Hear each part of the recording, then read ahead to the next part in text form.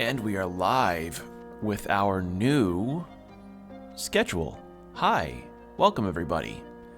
We are playing some more classic Resident Evil 2 today for the stream, and it's very odd to actually be able to play a game like this in the middle of a weekday, because I don't think I got to do this since like December during my holiday vacation. So this is going to be a very, very different feel, at least for the next few months. But yeah, we're playing more Resident Evil 2 remake. Classic.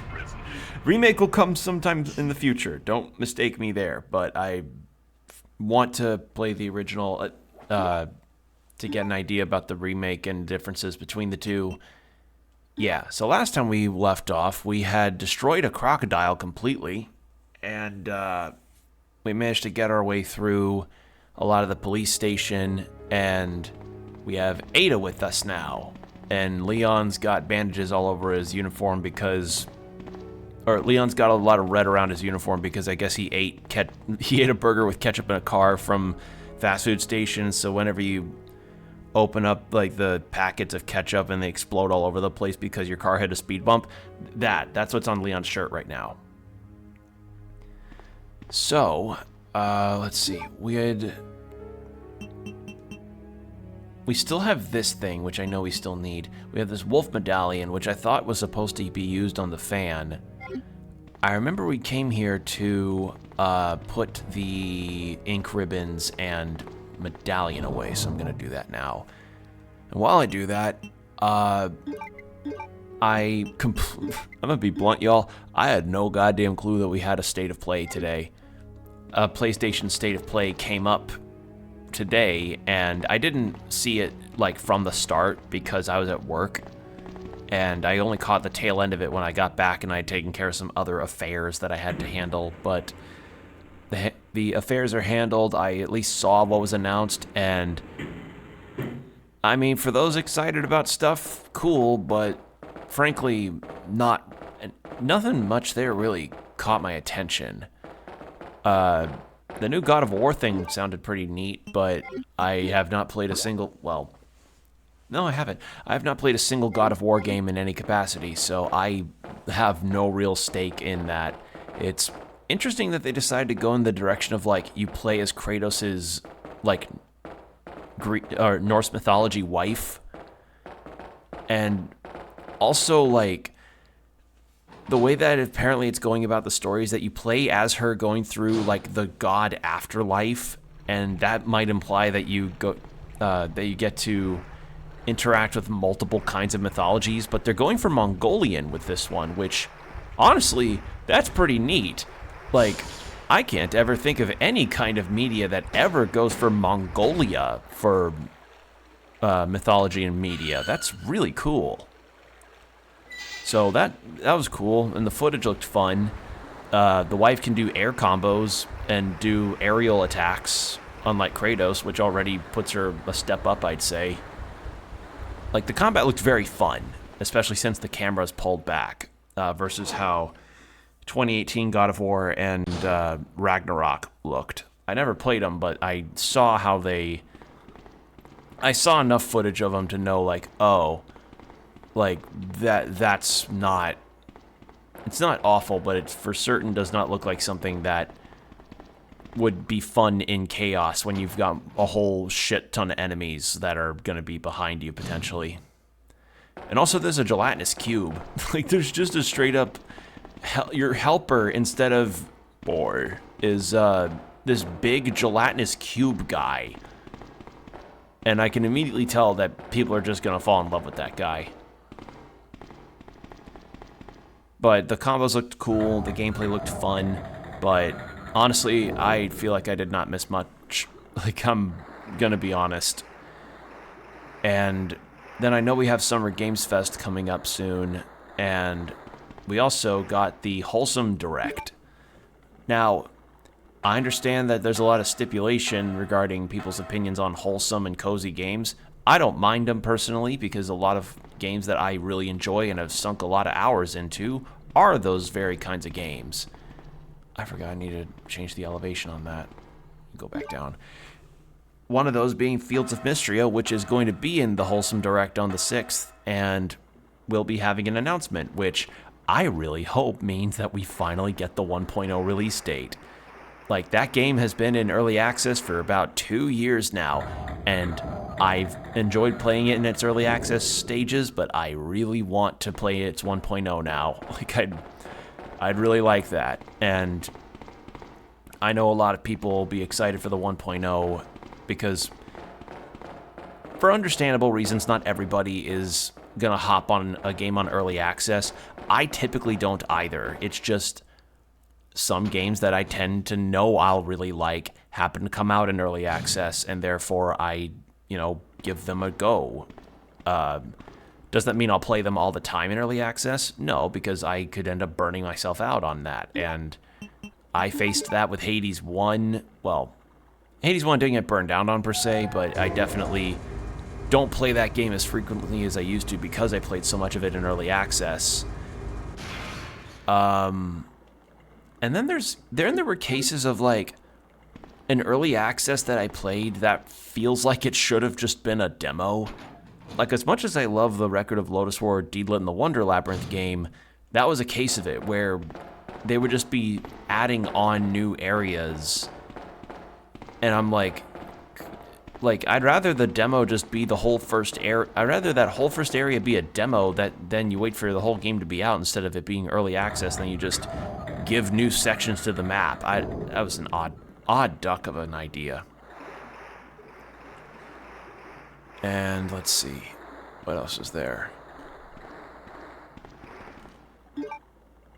But Fields of Mystria 1.0, if that gets announced, that'd be huge. And I know the nanosecond that drops on Switch, like, people will go crazy for it on Steam Deck, those that, got them when they were affordable. But anybody that's got something like a Switch or a Switch 2, oh my god, that game will be perfect for that. It will be absolutely beautiful on those consoles. I just know it. So, pretty exciting stuff to have seen that. I'm also still hoping for a potential demo announcement for Grave Seasons as well, since I really am looking forward to that one too. Alright, Eagle Medal.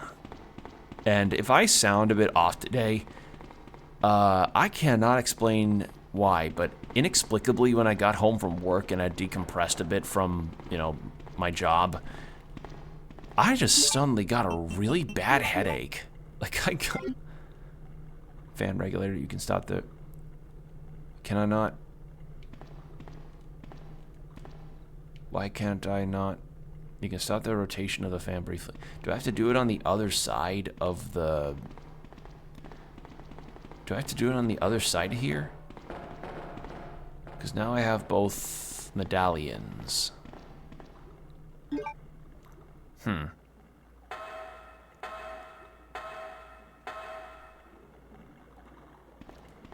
So, I know also there were some people hoping that maybe Square would unleash some kind of news about the third of the Final Fantasy VII Remake games. Because apparently Square is in some extremely hot water regarding their stocks.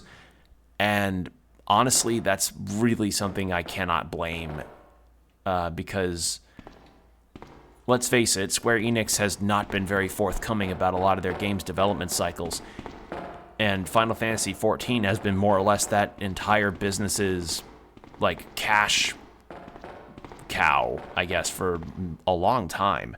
Like, they've had releases that have made money, but it's not made enough money for them to recover their reputation with their shareholders. And the reason why stocks go down is that, as I said, games just are not being announced. They aren't really saying anything. And what hasn't helped in that case is when you have something like Dragon Quest XII, which is a part of a franchise that is absolutely famous in Japan. Like, so famous that it's considered a non-official holiday when a new game comes out. And they're like, oh, you want to know where Dragon Quest XII is? Here's where it is. We've been dealing with a really hellish dev cycle. We have to start development over on this game, and it's going to be a while before it's out. And I don't know if it was after that that the stocks in there dropped, but apparently that was a contributing factor, which I understand. Like, no game company should ever do the thing of like, hey, we're making this game. Okay, you announce the game, and then proceed to share nothing new about it. No footage, no, like, updates as far as development other than it's totally happening, guys. And sure enough, you end up just having people that are pulling out because they're not going to potentially see a return on their investment due to, you know, not having a thing that will sell. Like, it really is just something that, oh my god.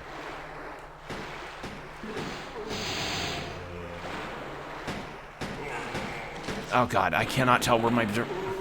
There we go. Ada, can you move, please? Thank you. Okay, so they didn't move until after I got the eagle medallion. How's my health? Alright, I'm good. So yeah, I mean, that's the same problem that you see with Elder Scrolls 6, where Todd Howard straight up admitted that he believes that they announced the game way too soon, because people will not stop asking him about it, and I imagine Bethesda's also in a lot of financial problems, because Elder Scrolls 6 has no indication about its dev process or anything about its gameplay, nothing, only a title, and it's depressing when you just kind of see that happen. And what I really hope that this does is maybe tell other large developers and large publishers to not withhold that kind of thing in future game releases, because that's just not been helpful. Also, what the fuck do I do with these medals? I thought I was going to use them to turn the fans on and off, but...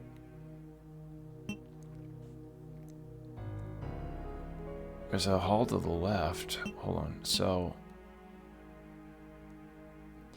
Okay, I know there's a door behind that waterfall, but I cannot get to that. Because then that leads up to...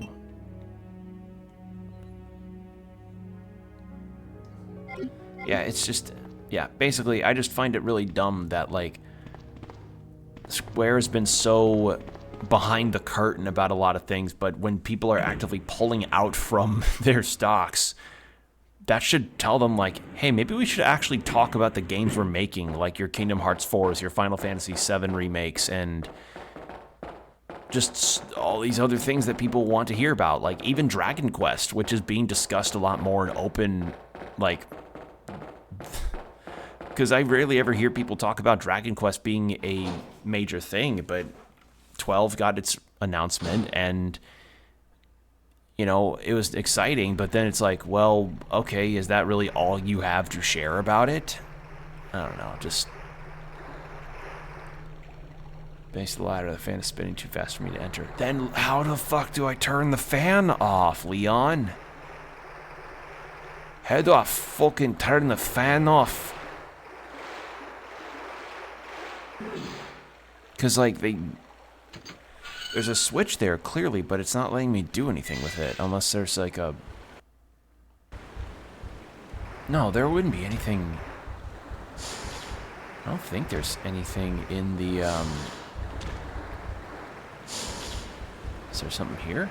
Oh my god, there are 2 medallion slots for that, isn't there? Oh my god, it was literally that. I thought I would have to do something with the valve. Motherfucker.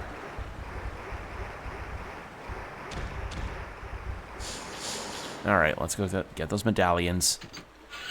I didn't realize it'd be for that. I thought it'd be for something else. Oh, Ada's hurt. Do I...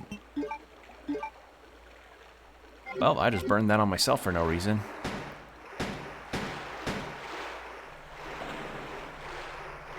Okay, so she does not have her own health bar. Good to know.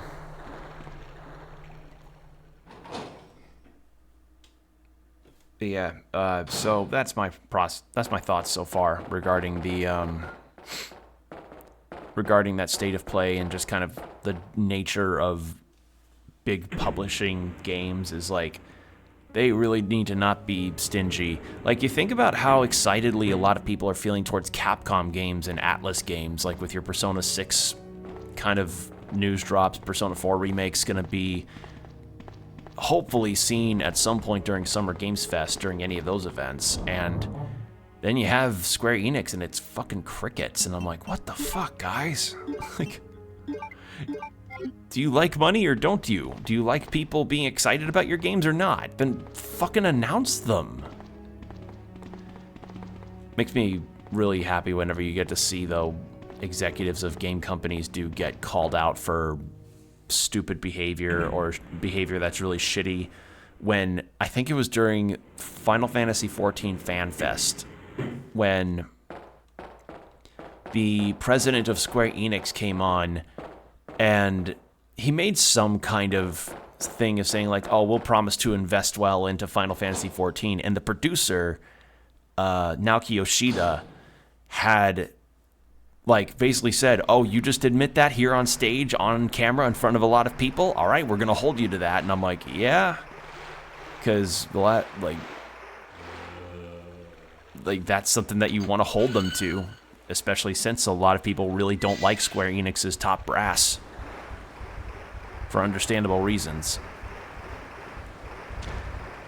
And it sucks too because, you know, so many of their games are personal favorites of mine.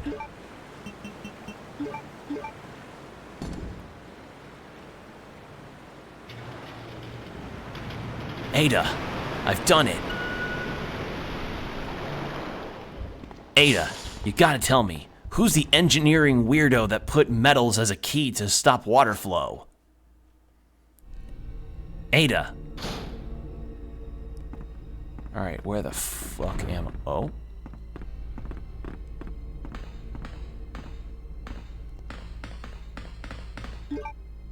Okay. We're actually fine ammo-wise.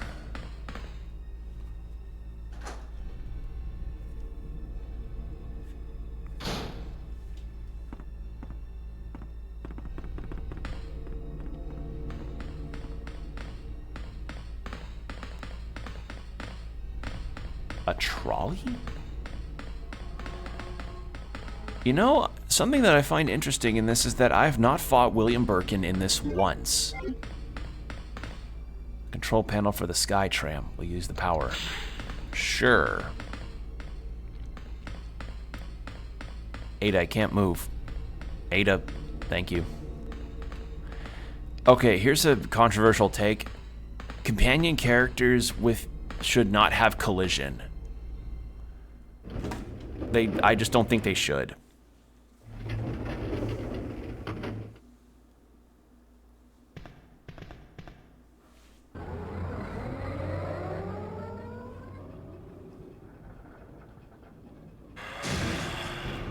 Oh, hello.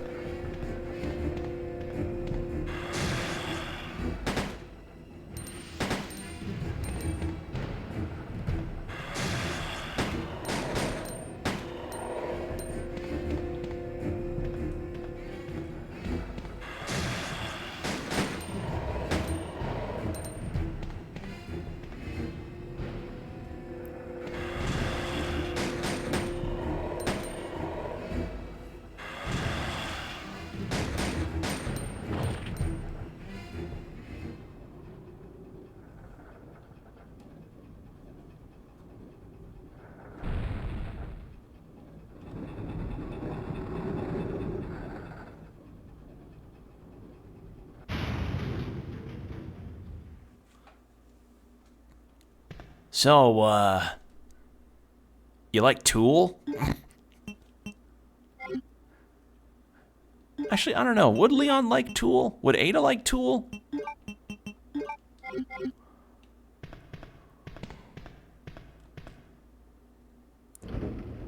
Alright. Something else I had to do today was construct more of a shopping list, because, with my new schedule in mind, I'm planning on making Fridays my shopping days for groceries and stuff, because I am running low on a lot of things. I am out of peanut butter, which is something I really need to have around. I'm low on bread. I'm low on a lot of things. And I also am thinking on my meal ideas going ahead, and I am thinking of probably doing enchiladas of some kind. Probably venison, because my dad gave me a fuck ton of venison.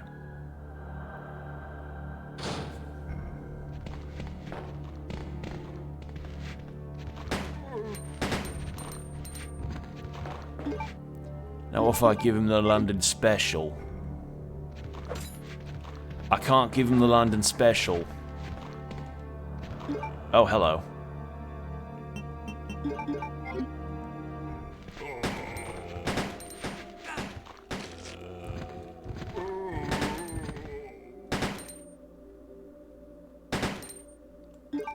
Am I missing my shots? What the hell is wrong with me?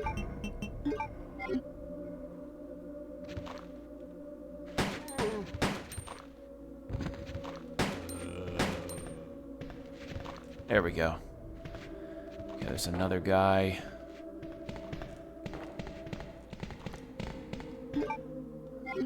Okay, is there a map of this spot? Hold on. Yes, and that's a dead end, but the dead end could have something.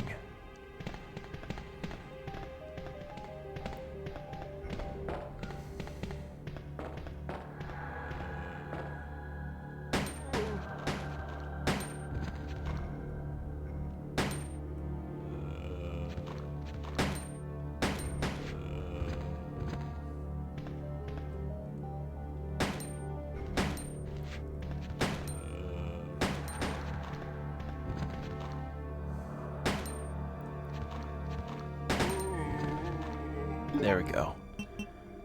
Alright, I should probably hold off on the pistol rounds for a bit.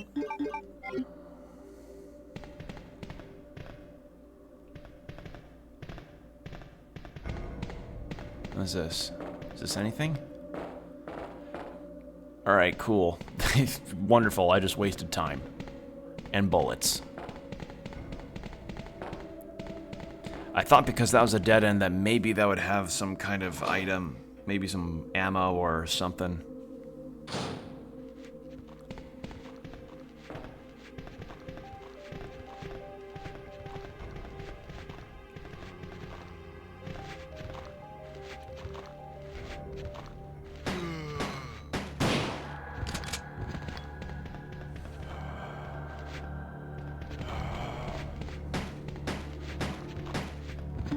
Actually, since Ada's here...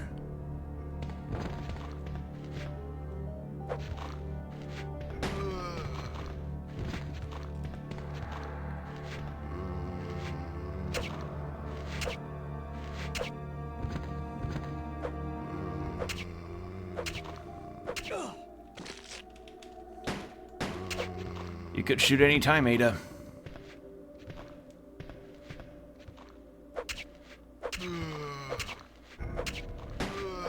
There we go. How's my... I'm good.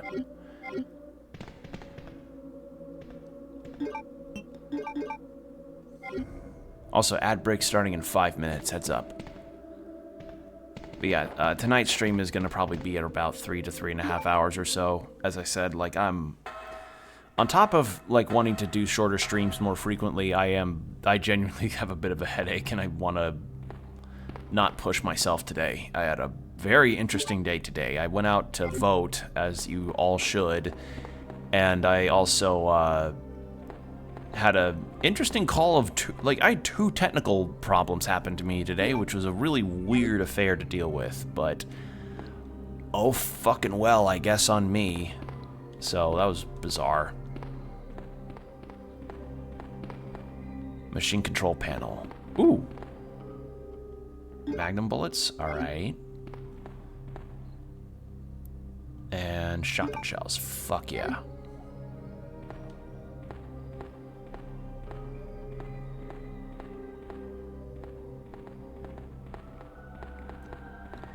Alright, I'm gonna put the Magnum rounds with this. Where is my Magnum? Is it not in here? Oh, there it is. It's just up slightly.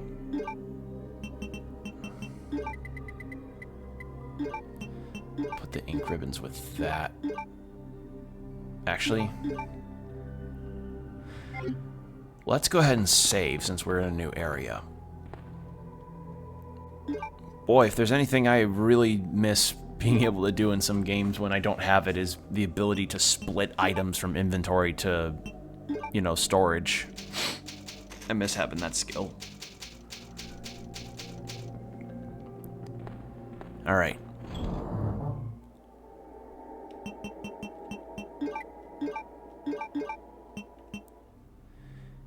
I'm gonna put the valve away because I have a very strong feeling maybe I don't need that.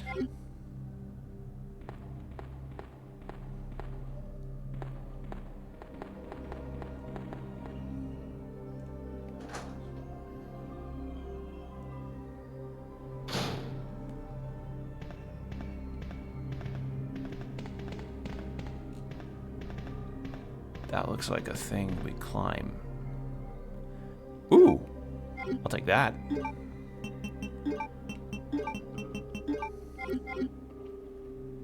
Anything else like that here?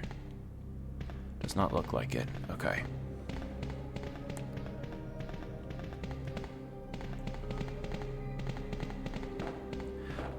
I see a map. I do not want to miss that. Hold on. Where are you?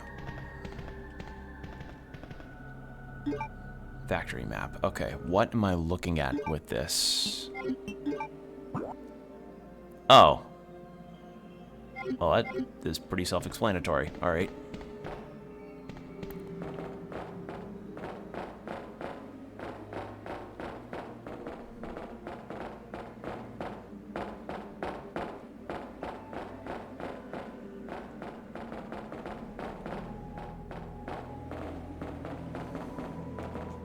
Seems to be a control device for the turntable. There's a keyhole. A keyhole? Your heart is your guiding key? Kingdom Hearts? Sora gets his forklift certification?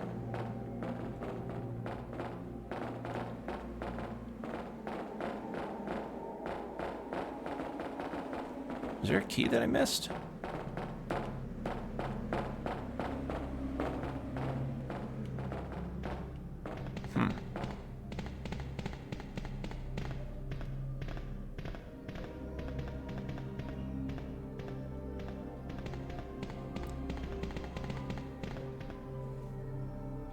Odd. Hold on. Let's check in here again. Machine control panel. Did I pass a key up? Maybe I did.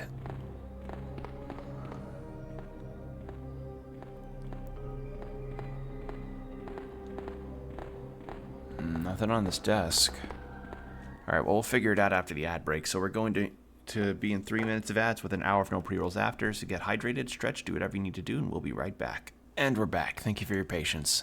Alright, so we need to find this key.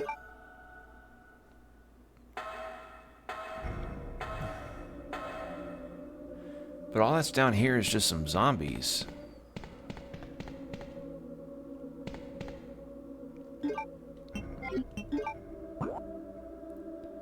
Unless I went through a point of no return, that'd be embarrassing.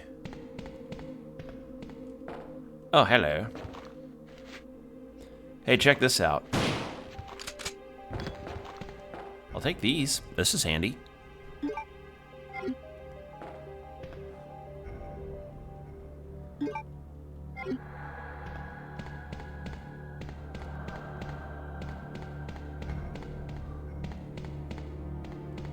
We went down this way, and I saw nothing different. Or anything that stood out, really. Because all that was down here was a couple zombies and a dead guy that stayed stationary. Wait. Oh.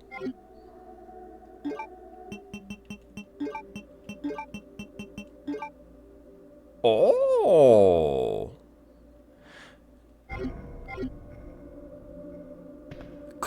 Cool.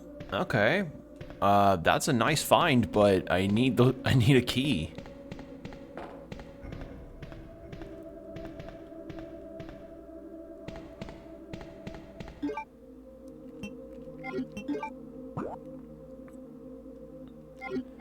Because that Skytram seemed like a point of no return either, so... Oh, I don't really know what else I can do here.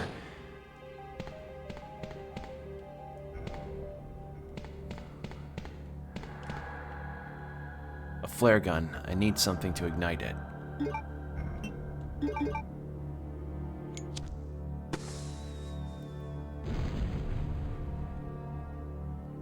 Ah. There we go. West box key, so I'm guessing that is for the train. Cool. We found it.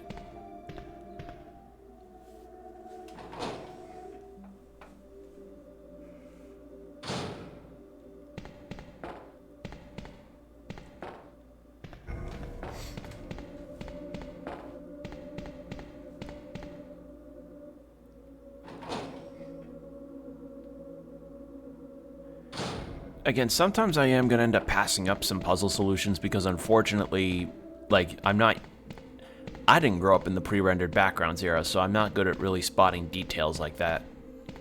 I'm, like, y'all have seen me just completely miss passable entrances because, like, I can't really assume if something's a passable area or not. Alright, so that's done.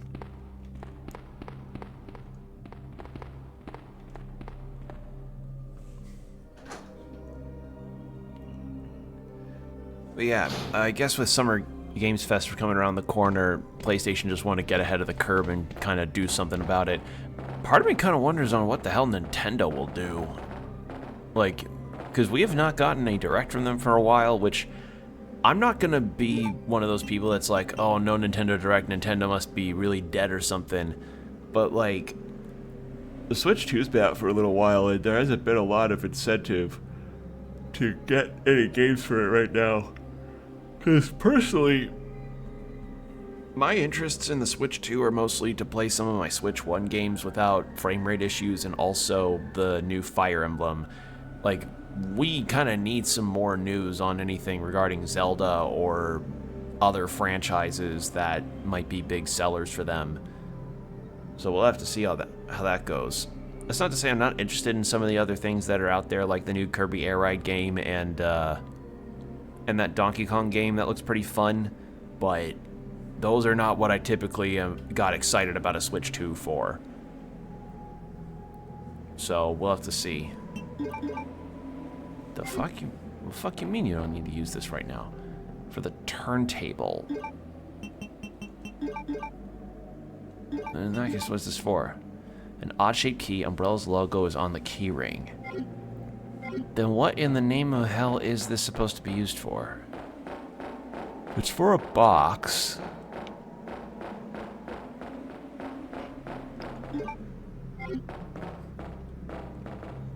Was there a box in... Wait. Do I go back to the police station with this thing? Because I remember there were 2 lockers in the dark room that were supposed to... that needed a special key. But how the hell would I even get back there?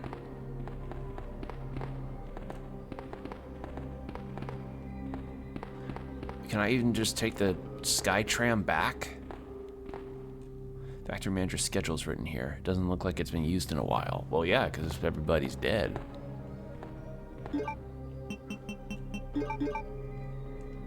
W box key? Or it's Wesker. Does the W mean Weskers? Wesker box key?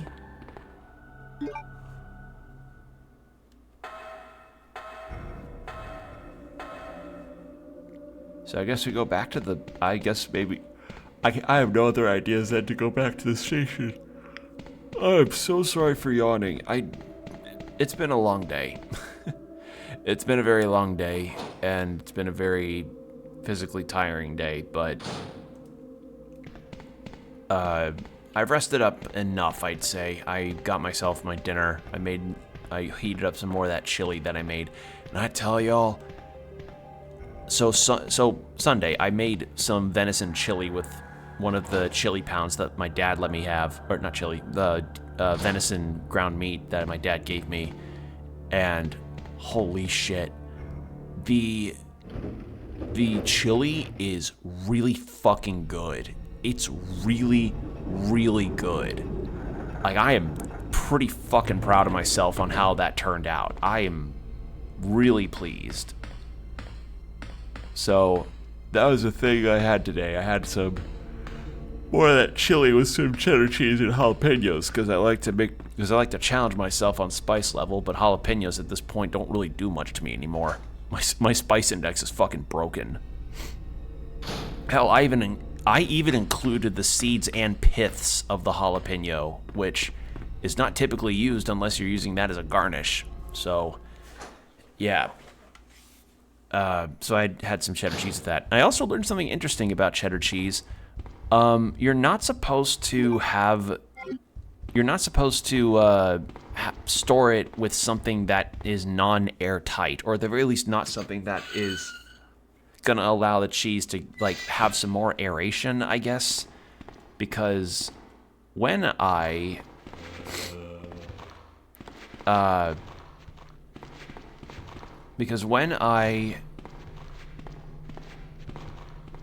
was like shredding cheese on Monday to have with my chili, the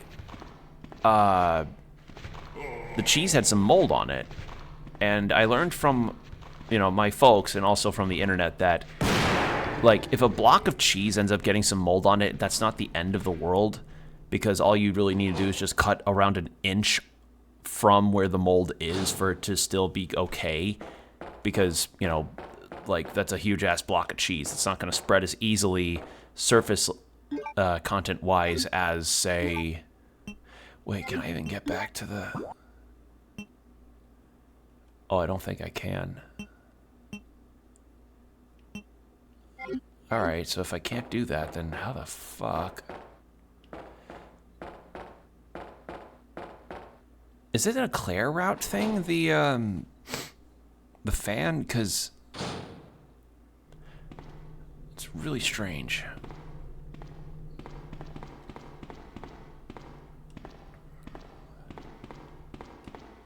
It's too dark to see what's inside. Okay, I thought there'd be something here, but no. Anyhow, learned that apparently you shouldn't be putting cheese in Ziploc bags. That is my lesson to you all. Don't do that. You're gonna end up with moldy cheese. Because the thing is, that cheese had been sitting in my fridge, opened to an extent for a while, and it was okay completely. But then the second I put it in a Ziploc bag, thinking that'll help preserve it better, nope. So, let that be a lesson. I put the fucking valve away. Alright, well, I need to put those herbs away anyway.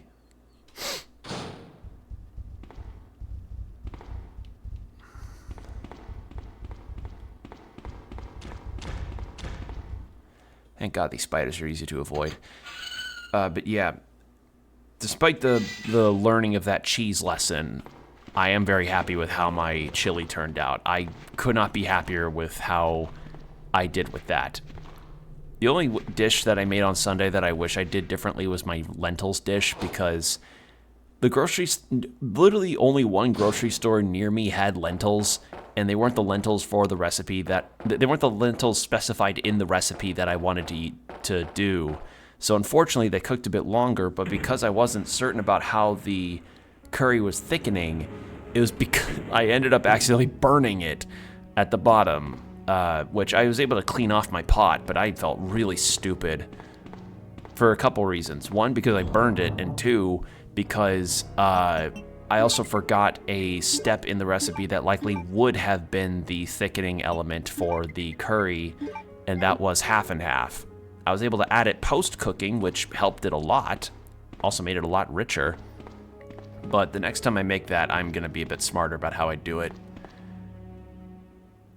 So, yeah. And I plan on keeping with the lentils recipe that I've got, because that recipe is really, I'd say, fairly nutritionally balanced. You get some of your dairy with the half and half being thrown in there. You get vegetables and other forms of fiber with the lentils, the beans, and the onion and bell pepper that you throw in there.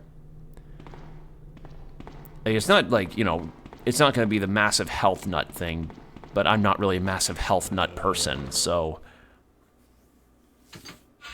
I'm of the mind that so long as it has a good level of nutritional value and you can make it and have it readily available for yourself, don't sweat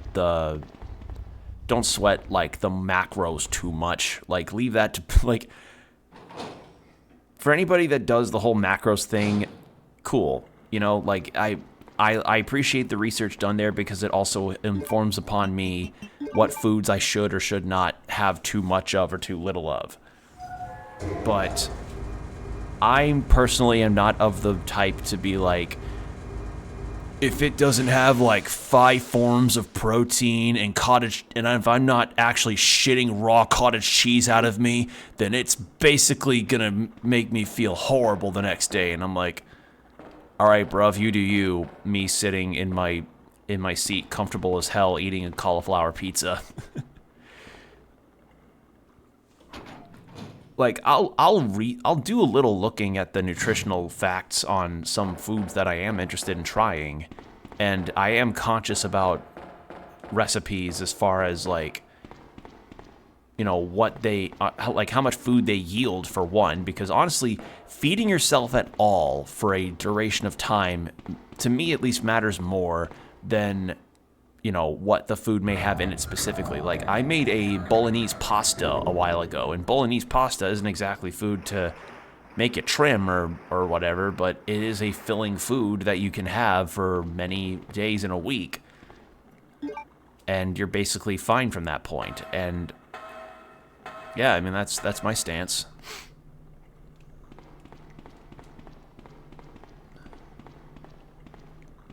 I forgot to raise the platform, didn't I? Yeah, I did.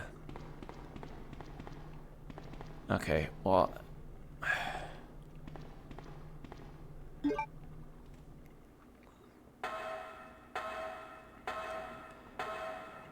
I guess I'm just gonna have to work backwards into the police station, because the only thing I can think of is that perhaps Wesker's locker or something may have, because I can't think of anything else that key would be other than Wesker's box. Like, it's Wesker box key. So I guess we just go back to the police station, go to the dark room, I guess, and look for that. Because I cannot, in any capacity, think of anything else that key would be for.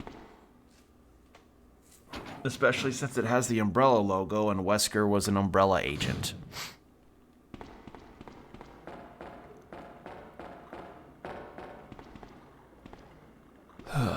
I am kind of wondering, though. Do I raise the platform? Probably not. I don't know if I should. I mean, I'm not going to be back here, so I'll just leave it be.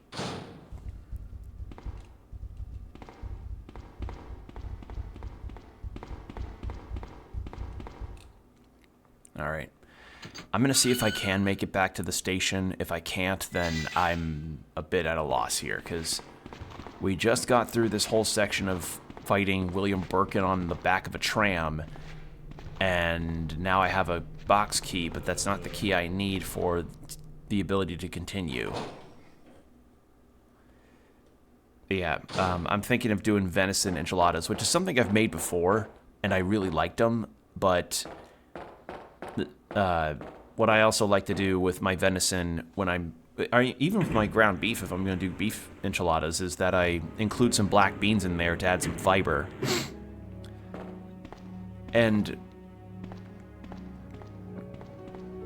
that's kind of my deal. It's just like, I look for recipes that are within a decent time frame to make, and I can have enough of them throughout the week to where I won't be floundering on what I'm going to be eating that day, because that's been a bad habit at my household with my family, where we'll have stuff that we can make, but it's not something we're specifically craving, or we like day to day think about what we're gonna have for dinner. And I kind of like my routine of just having an understanding about what we want for the week, or what I want for the week, and then I make it, and then I just have that for dinner for a while, and then, you know, depending on my mood, I just look up a meal prep-ish recipe for whatever else I want.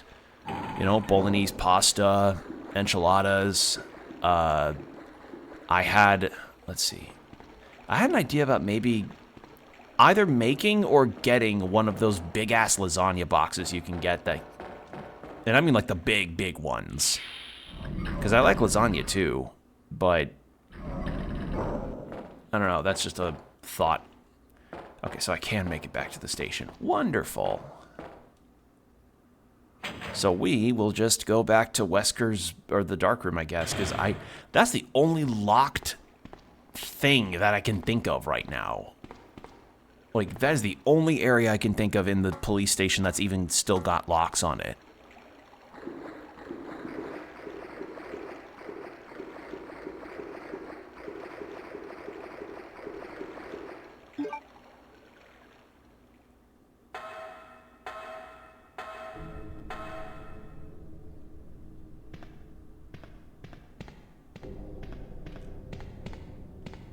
All right. Because the other thing is, I follow a lot of... The double-edged sword, though, that I have found with doing a lot of recipes that I'm interested in is that, unfortunately, some of these recipes ask for ingredients that I just don't have available around me. Because I don't, like... The closest thing I could find that maybe might have some things like that is a Costco, but that's like a half-hour drive, and I'm trying to keep things localized to around my area, which doesn't always have the things that I want to eat at a given time.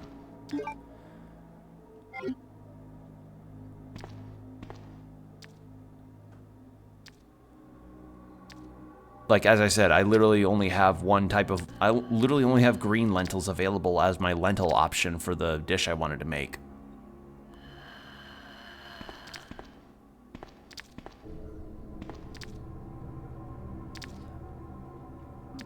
I'm just gonna pass this guy up because I don't want to fight him.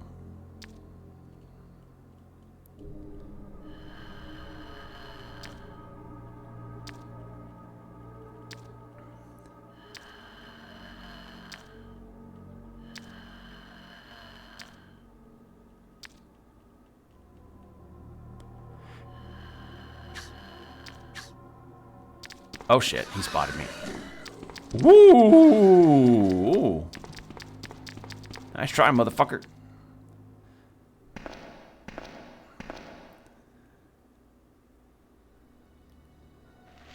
Oh, hello.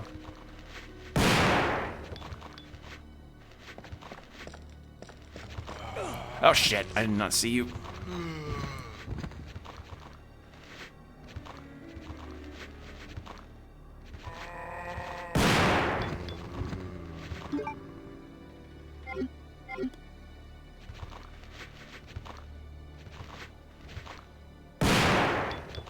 God, that is satisfying. Oh, hello.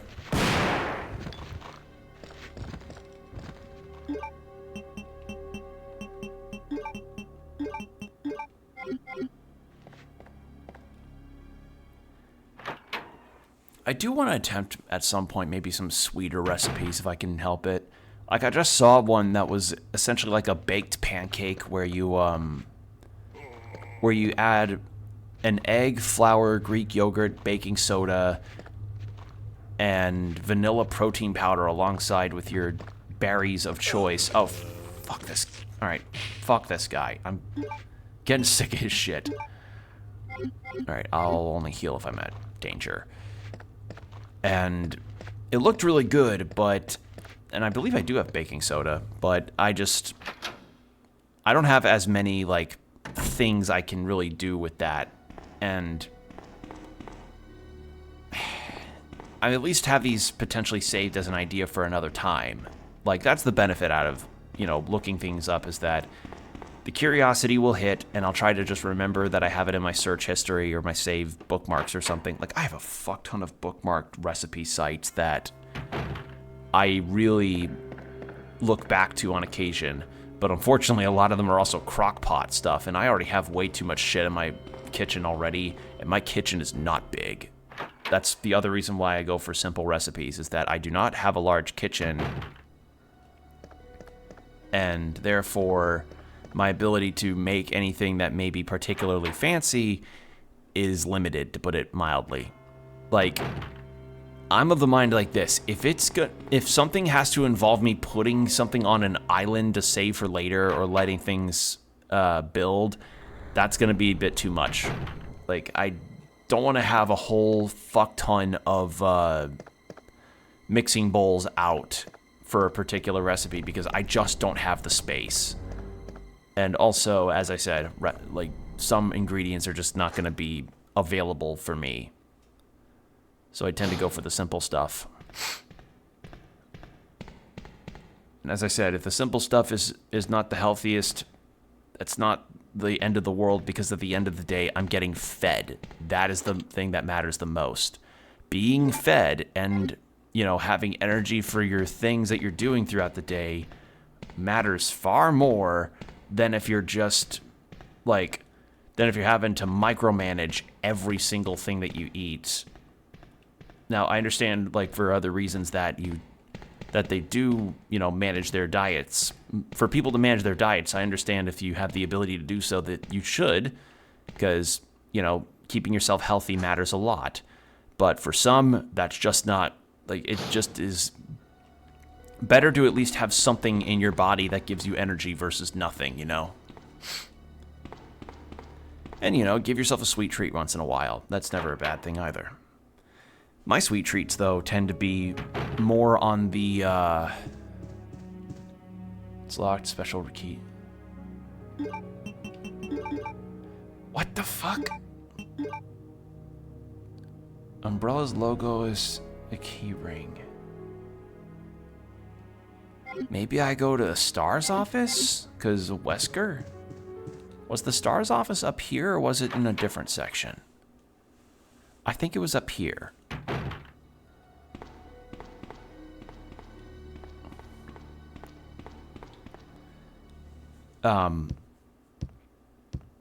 Yeah, my sweet treat for most of my recipes most of my sweet treats that I tend to do is Greek yogurt with berries, honey, and some kind of granola type thing. I'll get these, I'd get them at Aldi. They're like these pouches that are full of granola and dried fruits and something like that. So it's like granola with raisins or something, and that adds some fiber, and I just kind of throw that in with some Greek yogurt and berries and honey, and then that's just my sweet treat. It's it's my substitute for ice cream, because as much as I do like some nice ice cream, I also don't want to eat ice cream every night for post-dinner. Where the fuck do I use this goddamn key? The desk and hurry. Anything not useful on the shelf?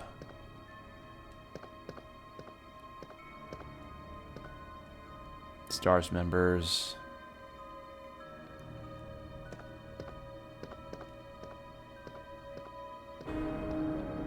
Various trophies. One of them reads, Marksman Contest winner Chris Redfield. Okay.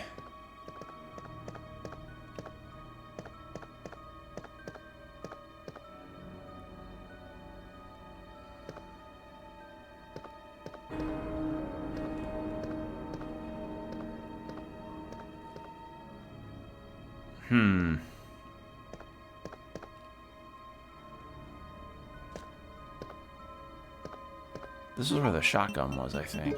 Right? Yeah. So the key's not usable here. Where the hell do I use it?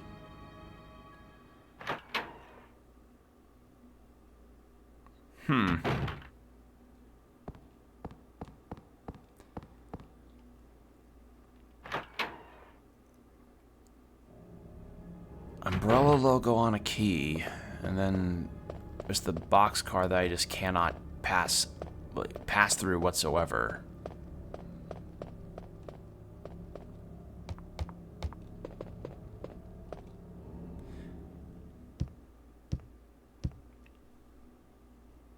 Yeah, besides looking up recipes and stuff that I try to make, I've not been entirely, like, doing a whole lot else lately. The change to the new schedule has definitely been an adjustment. I'm waking up at 6 in the morning, and, like, the way that my routines now change is that I wake up at 6 in the morning, I make my coffee, I shower while my coffee's being made, and then, you know, put my coffee in my thermos and wait on that for a while, because there, honest to God, is not a whole lot else for me on that front. What the fuck do I do here?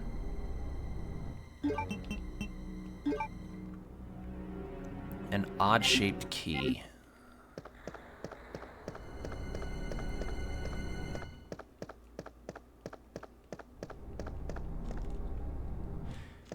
I can't tell if I'm just stupid or what.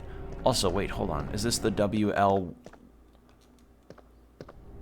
or double L welcome sign that I saw earlier? I think it was. Yep, that's 2 L's. Pfft.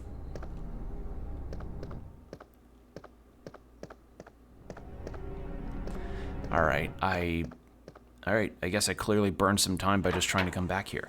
I just don't know where I'm supposed to use this key. If this key's supposed to be where I need to use...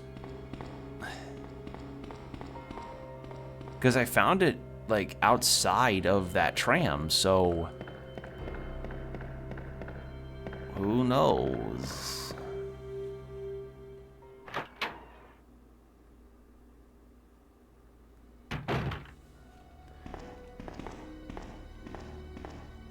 So I guess maybe we just go back and see what else is available.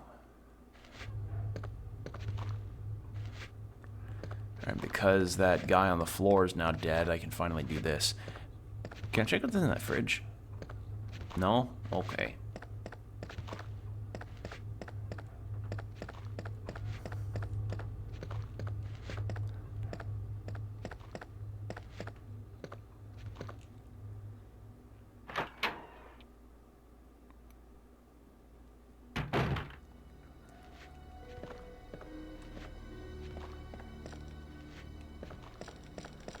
Remember, there's one guy that's going to be around this corner.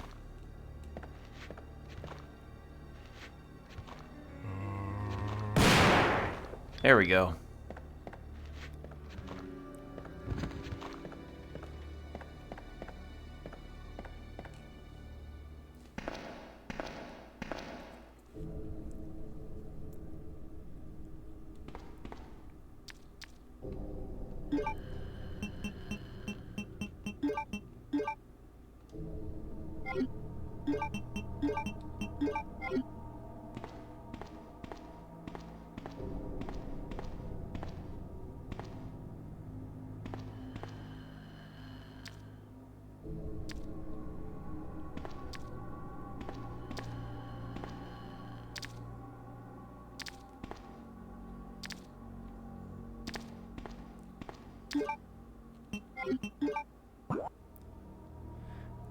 There is something that is that way that I have not gotten yet. In the direction I'm facing, so maybe I could try there.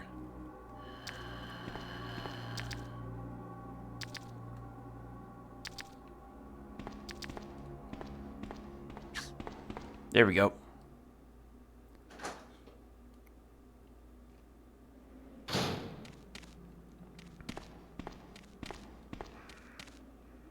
So I remember we got these, and then we could combine these together. There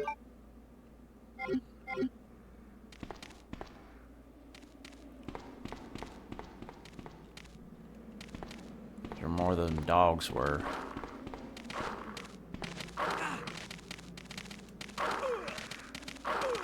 Oh my god. You cannot be serious. Oh, man. I was right. Dogs are some of the worst enemies in both Resident Evil and in the Souls series. Well. Let's see. The farthest back was when I just arrived at that loading station. I should have just gone down to the sewers there. I don't even remember what would have been down there.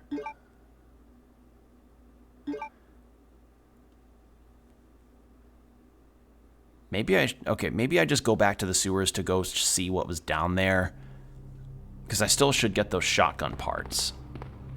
And this is when I didn't have that key either, so... Gotta go back and get that too. Just unfortunately, I do not have any idea where that key is supposed to go. Because that flare puzzle kind of gave me the impression that maybe there would be, like, something to... I don't know, maybe when I reach the inevitable underground laboratory, I find what I need.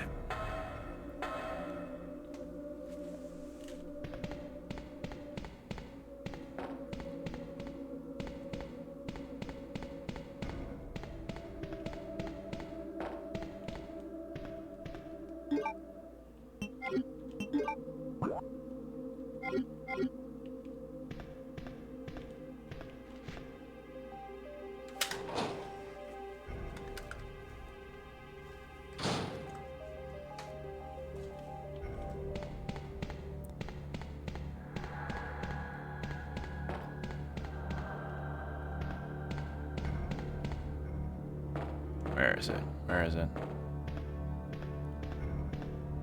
There it is.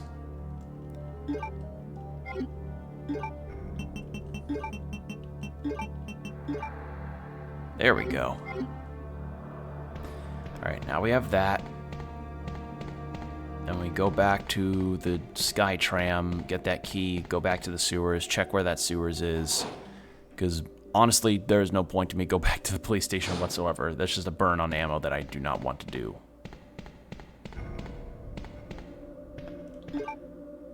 Hold on, wait, can I find that key and, well, not... I could. Oh.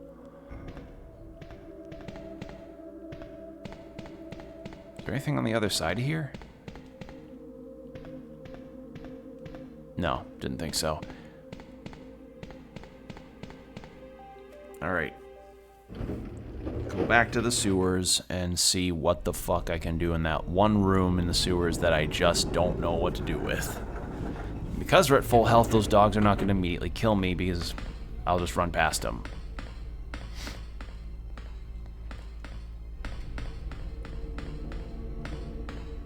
Yeah, there's nothing different about that.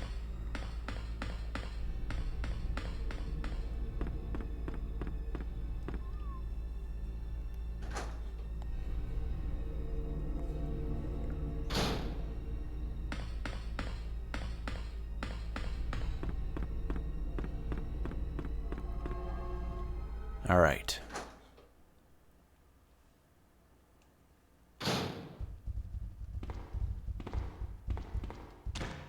Ooh.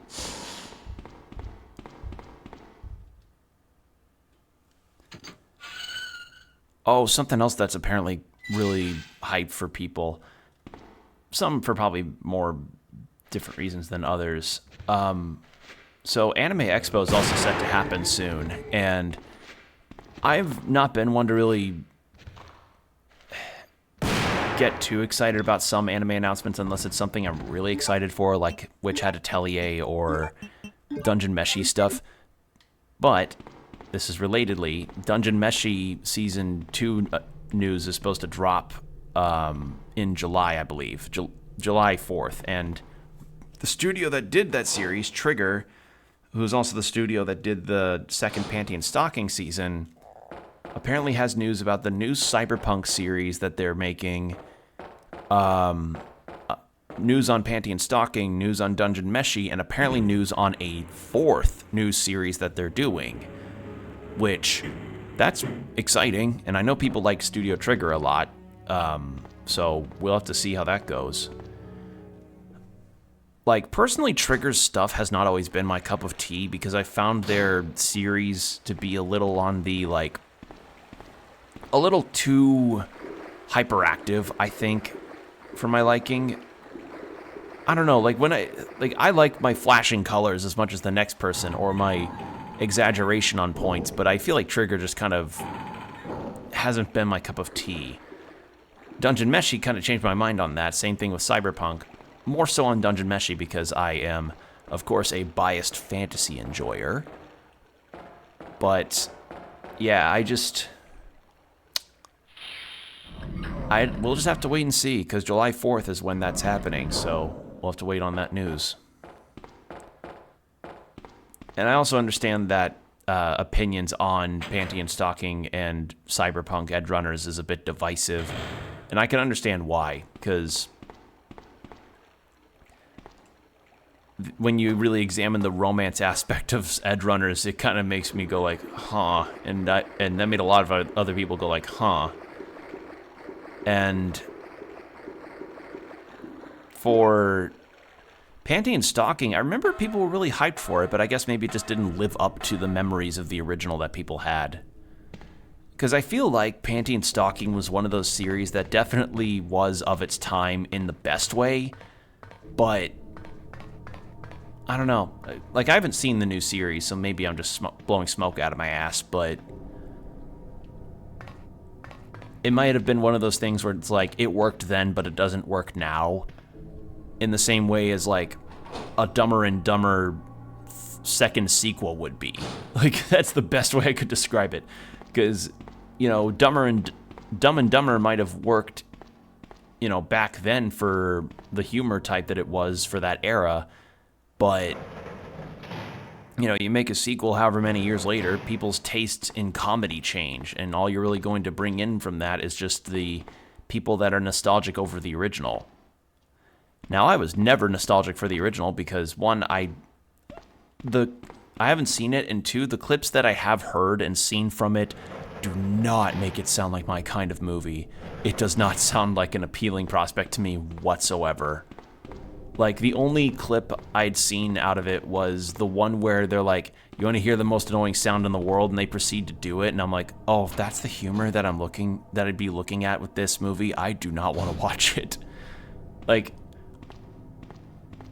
I am not the kind of person that likes intentionally annoying humor. Like, humor that's kind of meant to be like, one character A is the most annoying person in the room and character B just has to kind of roll their eyes and deal with it. That has never been my cup of tea. Like, that's something that I heavily disliked whenever I watched Grim Adventures of Billy and Mandy back in the day. Like, you will never, like, gun to my head, I would never admit that Fred Burger from Grim Adventures would ever be a good character for me. I hate Fred Burger for that exact reason. Like, I am, like, if a character's intent in a scene or in a series is to be the annoying one, that does not make them very appealing. Now, obviously, there's, you know, annoying by intention, then there's annoying not by intention, but annoying is annoying. Oh, God. Oh, you're not dead. I'm just sick of dealing with these guys.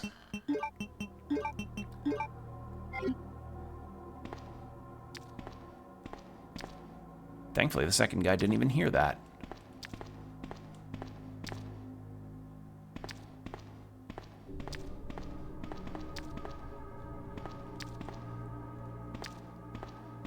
Do you stop at that? Do you have a specific path you follow? Does not look like it. Oh.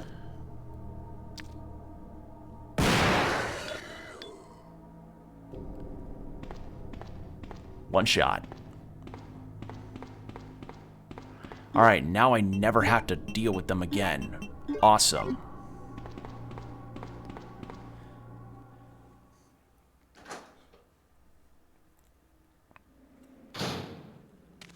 Like, I'm willing to bear with characters that have, like, some traits that can be considered obnoxious so long as they aren't being completely disruptive to the tone or I don't know. Like, there just really is specific kinds of annoying that can be grating for many types of people.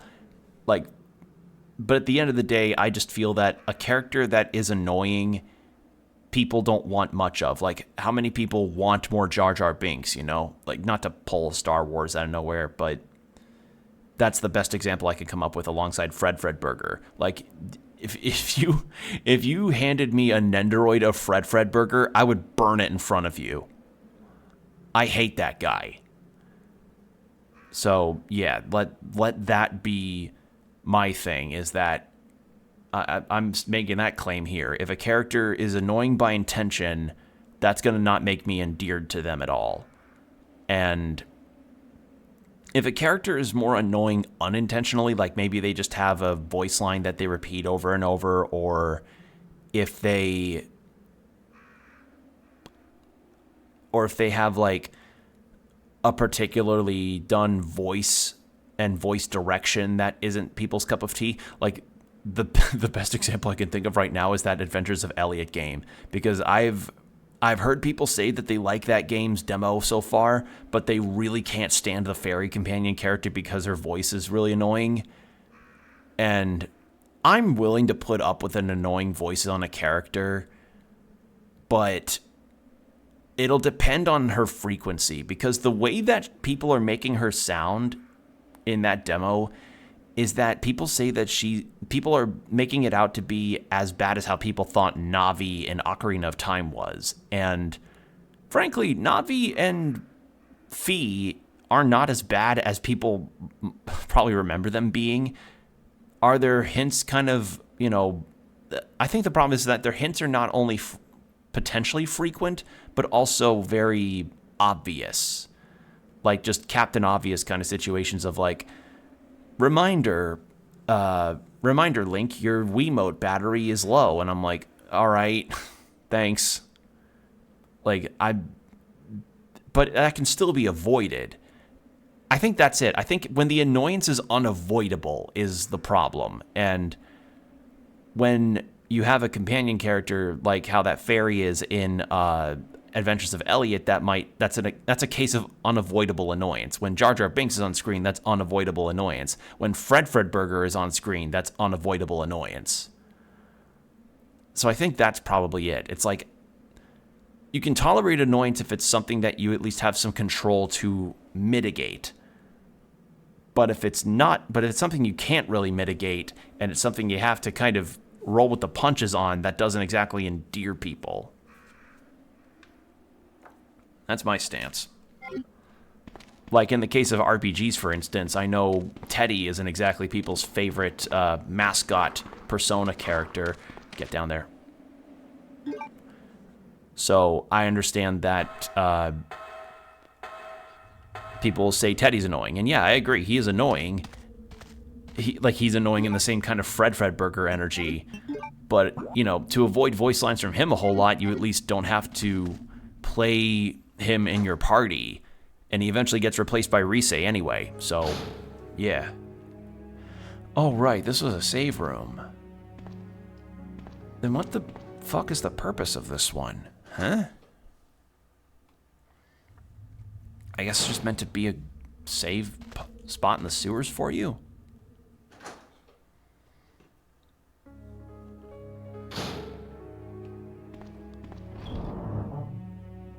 Well, I'm not gonna save here. That's for fucking certain.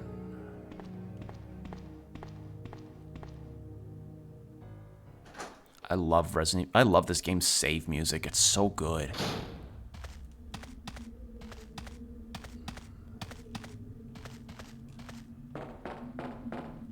The fence is broken. It's too small for an adult to enter. And I believe I have an idea as to why that is the case.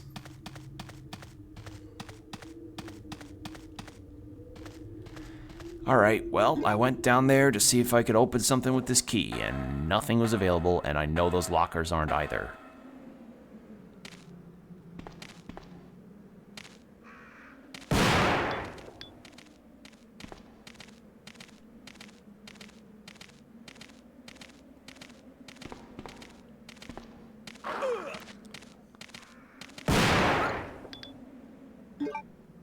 Alright. Heal up a little.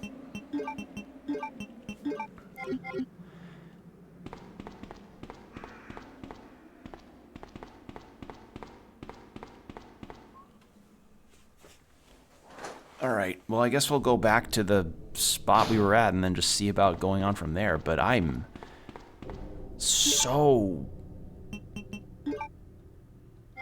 uncertain as to what the fuck I'm doing. Like, I'm missing a key of some kind and I don't know where I'm supposed to find it.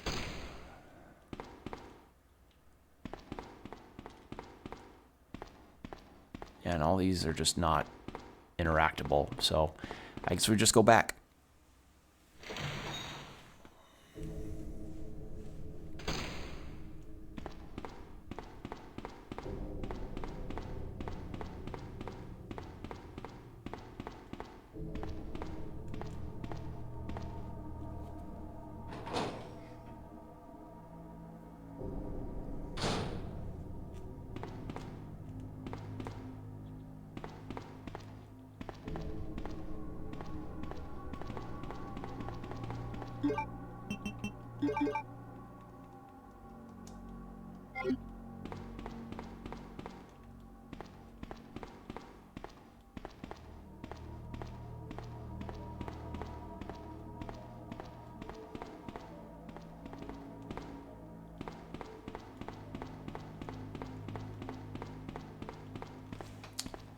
I was thinking, like, I remembered back in the 90s and 80s, you'd have a key for your trunk. And then I got thinking, like, oh, what if you used... Now, what if you just had a key for somewhere in an area that was for your trunk? Because I remember, I think you got items from trunks in the remake. But I guess that wasn't the case here.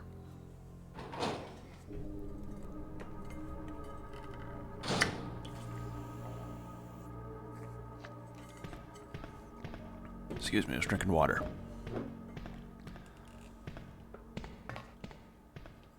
Alright, well. Down ladder.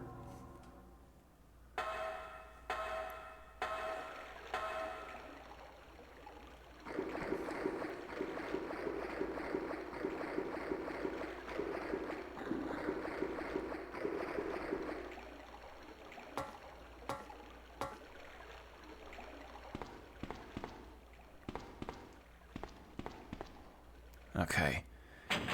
So back into this.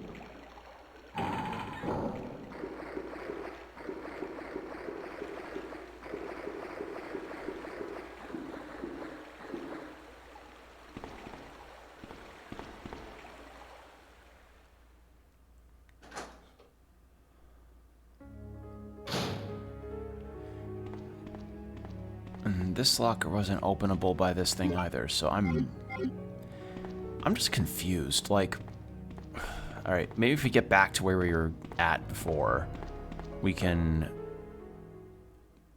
do something. There wasn't a flare near that turntable spot, so I have no idea. Like,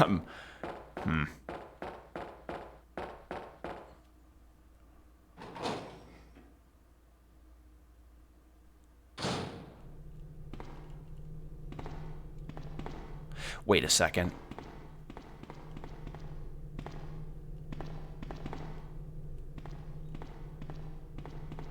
No, umbrella. Well, what if? Hold on a second. I've been wondering about how to turn that fan off for a while now. Also, really? Already? An hour's passed? Shit, okay. That went by really quickly.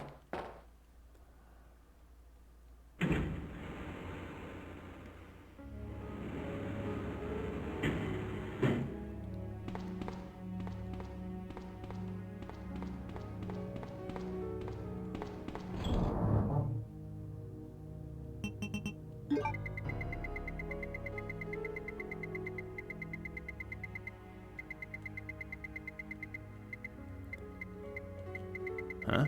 Oh, I already have it on me. Well.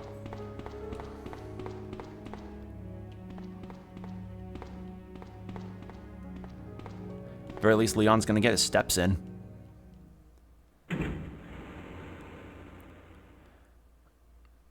You know something? I actually have a copy of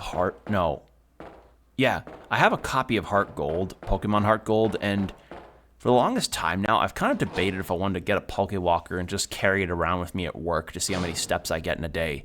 Because I understand that that's like 2010s or so technology, and that's not the same, and there's likely more accurate ones now, but I remember back in the day, apparently, that the Pokewalker was a really decent step counter for people. It's really interesting that 2 times where you'd ever associate Pokemon and genuine health to people and getting them outside, it was the Pokewalker and Pokemon Go. Like, I remember initiatives from, I think it was Michelle Obama or something, where she was like, oh, we need kids to be able to run outside and play a whole lot. Like, go out and not be on your screens all the time. And then people were on their screens all the time, but now playing Pokemon Go. I mean, shit, I remember when Pokemon Go was, like, the biggest fucking thing for so many people. Like, I think I was, like, post-high school, hanging out with my friends at a park or something, and people were just roaming around trying to get Poliwraths and shit, and I'm like, oh my god, this is insane. Like, it's obviously not as popular as it used to be because, you know, lockdown caused people not to go outside, and when you're not outside, you can't exactly go out to get your Meowths or your Lopunnies. I think, wait, was Gen 4 out in Pokemon Go by the time 2020 hit? I think so. Yeah, so let it be said that it was definitely an era I frankly kind of miss, but what can you do? Much like how, what can you do about me forgetting to fucking turn the thing up again?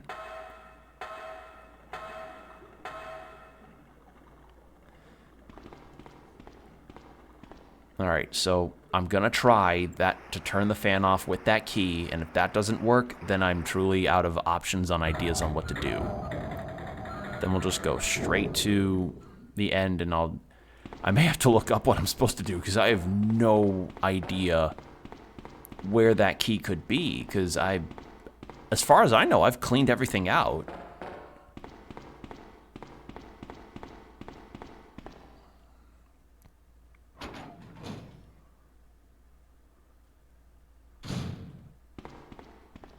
All right.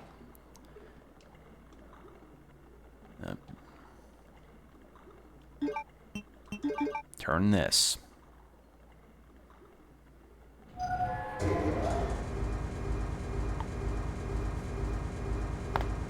Oh, excuse me, stretching my neck.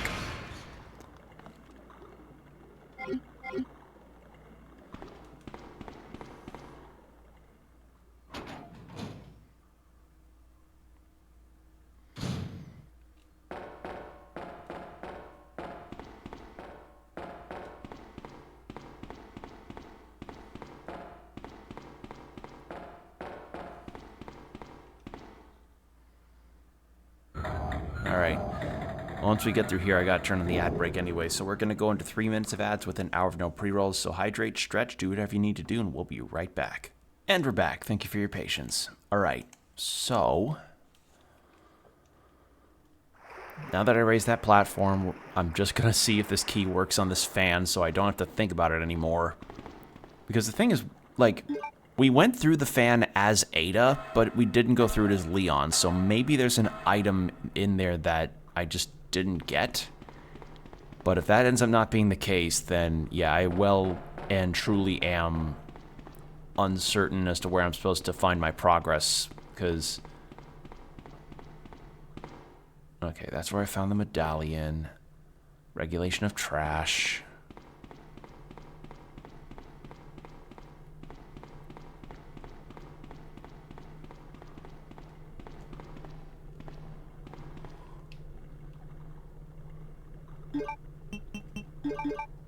Nope. Okay. Well, I guess it's just back to where we left Ada.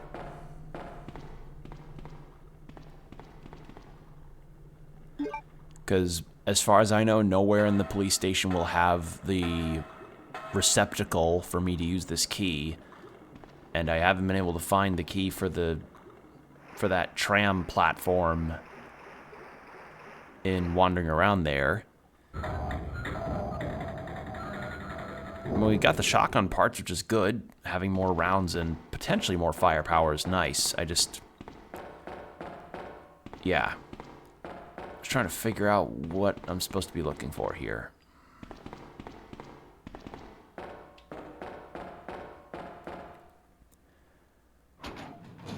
Like, it is, and I do find it cool that Ada does join you briefly to actually contribute in doing some damage. I don't remember if she had done that in the remake or not. No, she didn't. I don't think she did. There was a section where you played as her, but she never at any point, like, joined you and fought.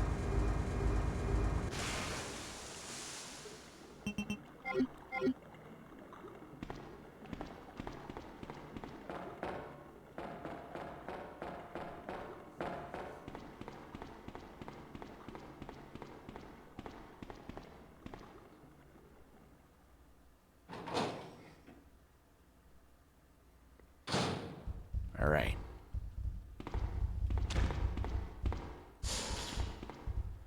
And I'm not taking those medallions out because literally their only purpose was just to serve to that.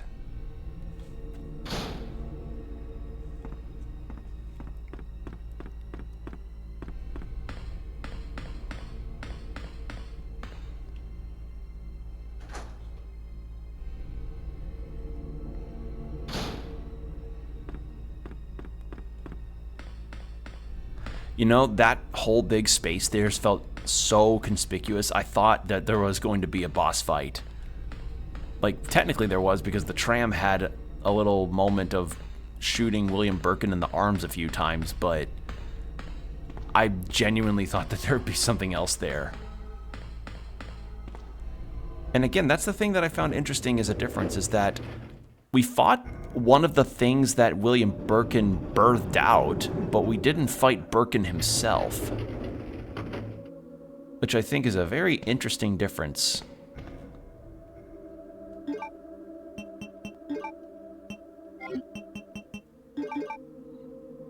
Yeah, because you use this to light this flare up. Flare goes off and then you spy that key. But there is nothing else there of interest.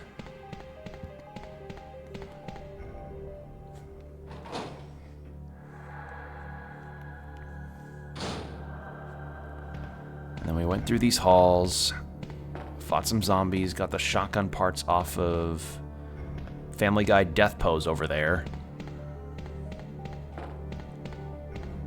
And then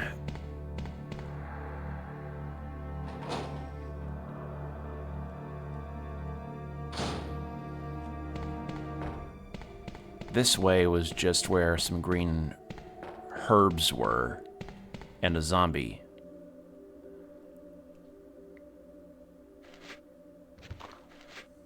Hey man, check this out.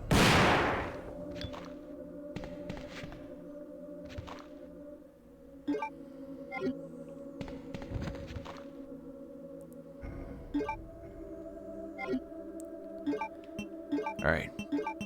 Keep my guns topped off.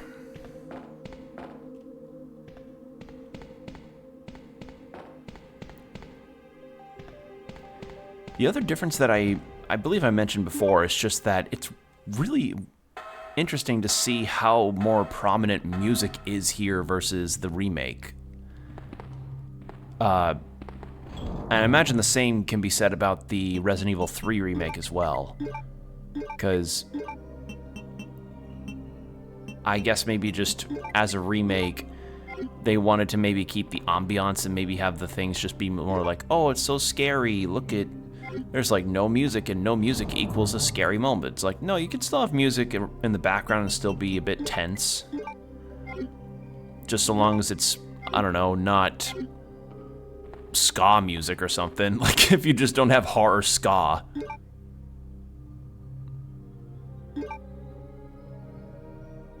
Actually, I don't know. Would a ska soundtrack work in a horror game? Like, what is the least scary music genre that you could ever throw into a survival horror game? I guess the other option would probably be K-pop or something. Like just throw in some BTS or something while Leon's shooting zombies. Or for the whole village sequence with the, is it Dr. Salvador, the chainsaw enemy? Just throw in some BTS with that. Oh, right, there were handgun bullets here I forgot about. There we go. Anything else here? No.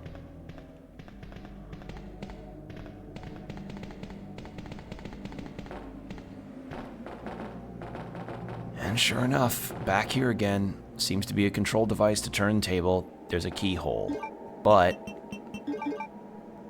don't need to use this right now. So I'm really, like...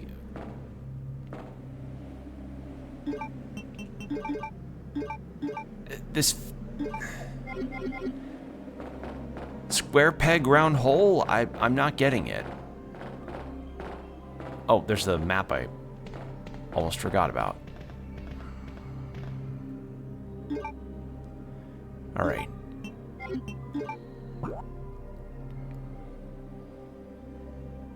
Oh, wait. Are there steps near there?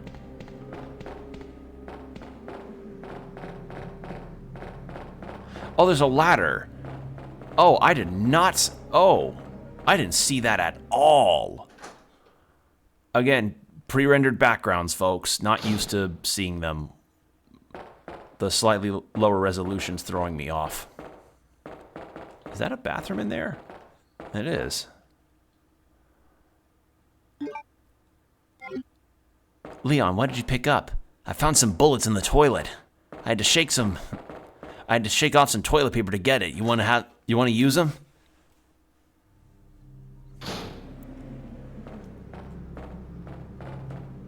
Thank you, toilet bullets.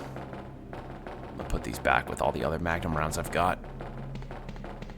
Because I imagine for the final stretch of this Leon A playthrough, I'm going to have an idea of when that is. Maybe I should start carrying the Magnum around more.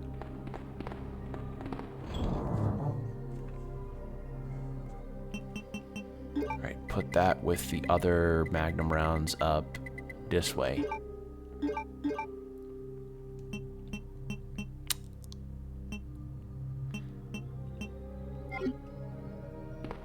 I think I'm fine for now. Wait, does that key go into that oh, maybe I just had the wrong idea. Hold on. Or maybe there's a key to it in the thing.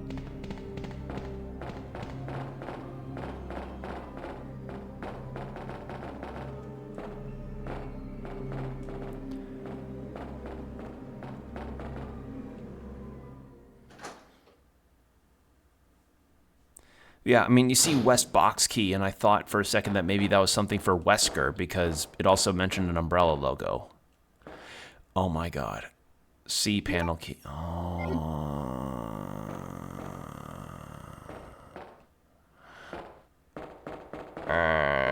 Okay. Anything in here? No? Okay. Well, now I just feel silly. I just checked literally everywhere else but inside of it. Because I thought maybe a cutscene would happen of moving the thing around and then Leon and Ada get in it via cutscene.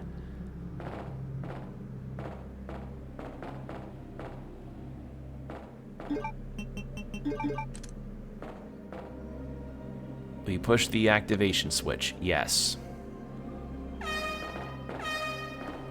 See, this is what I thought would happen if I just activated it with one of the keys I got. I didn't know I could go into it preemptively.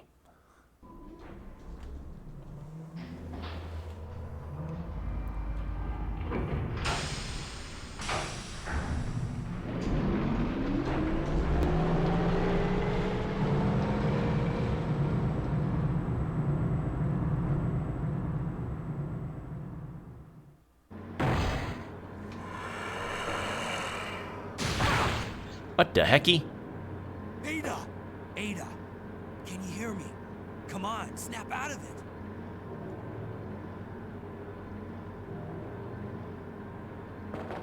A giant claw just pot shot me, Leon. Do you think I'm okay? Do I just go out? Security panel. In case of emergency, the red light will turn on, and access from outside will be prohibited for a limited time. Oh. Oh, wait, is this timed? Oh, fuck.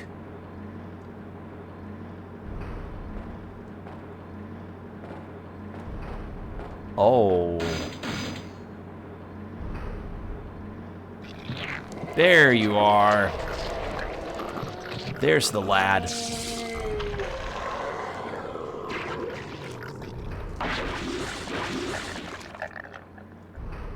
William Birkin.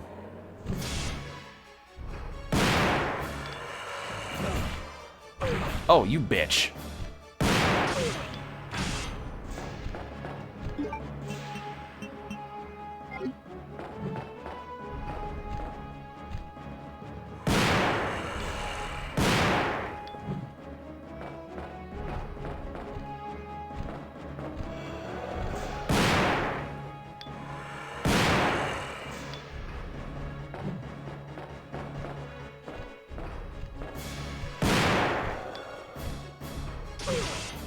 Oh, that would explain why I got magnum rounds in the toilet. Oh. That actually would explain a lot. Oh, did not mean to do that.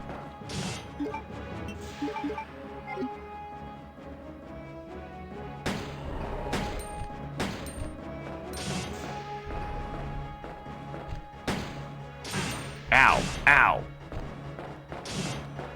Ow.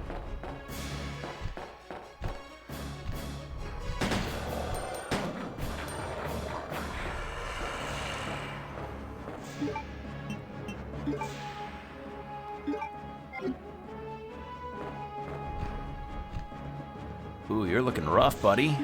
Hold on. Free up an inventory slot, may as well.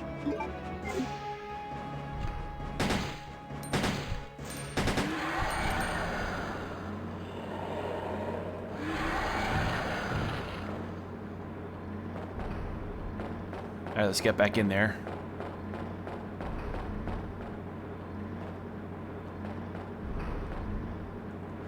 So I was kind of right. There was a boss fight involving that thing.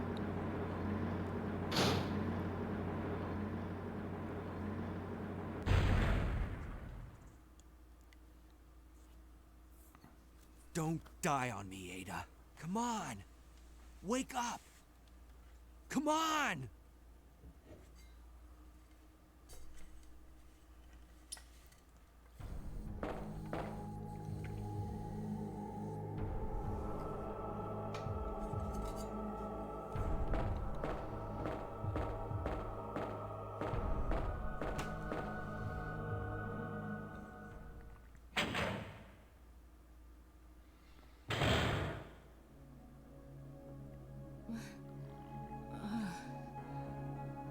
Welcome back.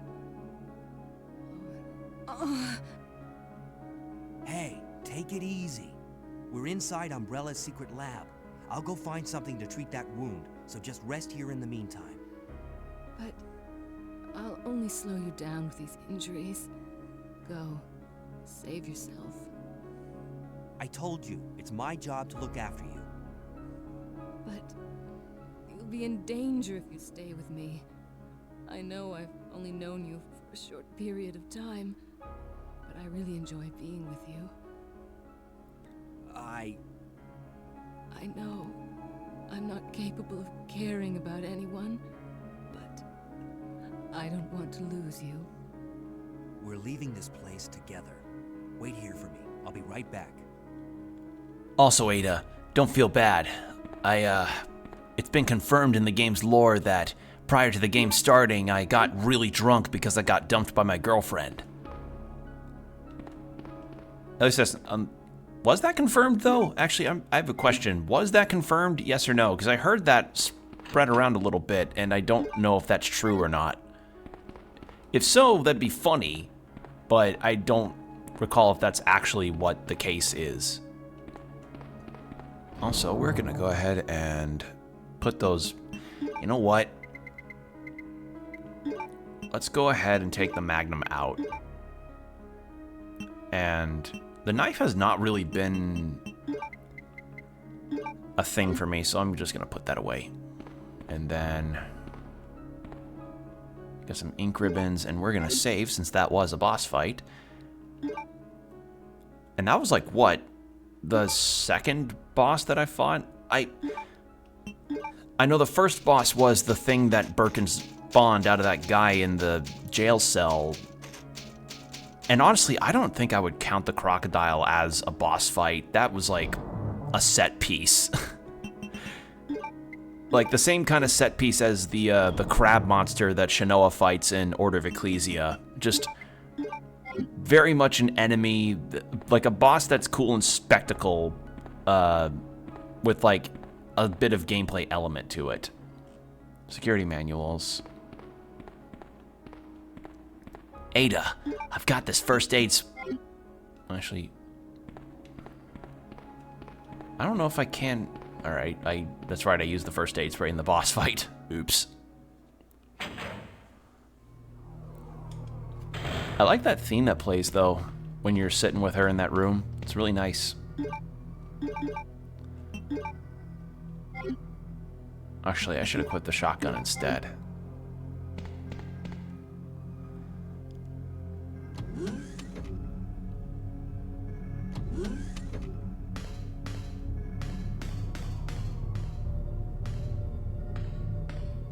A huge breaker system that regulates all the power in the lab.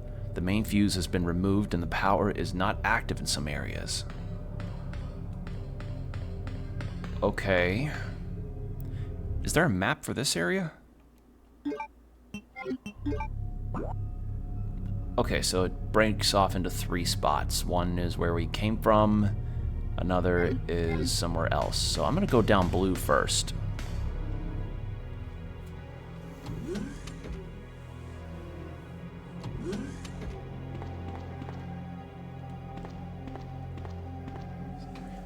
Wait a second. Wait a second. If that's the east area, maybe I can finally use this goddamn key.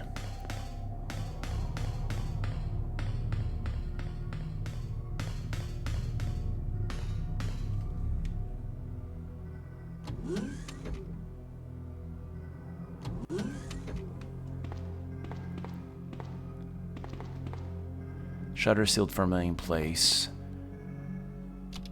No response. Power's not supplied. Okay. So first order of business is to get the power supplied up. Locked from the inside.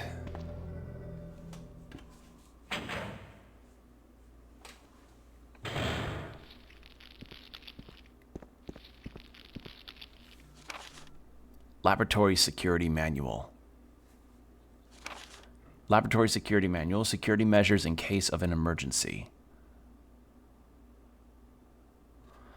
In the instance of an uncontainable biohazardous breakout, all security measures will be directed towards the underground transport facility. In the instance that any abnormalities are detected among cargo in transit, all materials will automatically be transported from the loading zone to the designated high-speed train, at which point all materials will be isolated and disposed of immediately. In the instance of a Class 1 emergency, the entire train will be purged and disposed of without delay. In the instance that the lab itself becomes contaminated, the northernmost route currently used to transport materials to and from the facility will be designated as the emergency escape route. This route will secure passage to the relay point outside the city limits. Disclosure about any information regarding research conducted here or the existence of this facility is strictly prohibited. Since it is top priority to keep all research classified, escape access may be denied under certain extenuating circumstances. Like if you're 2 days away from retirement, that's a reason we wouldn't let you go. All right, so blue herbs. Oh, hello.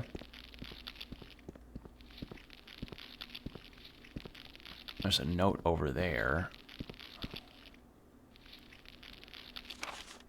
User registration. Temporary user registration for the Culture Experiments Room. Username guest, password none. Valid for 24 hours. What if I... Okay, didn't think that'd do anything. That feels just like something that's there to damage me if I get too close to it.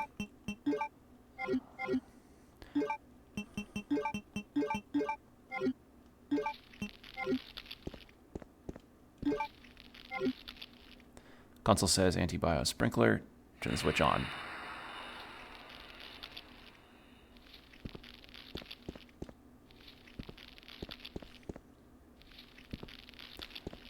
That didn't do anything to that thing.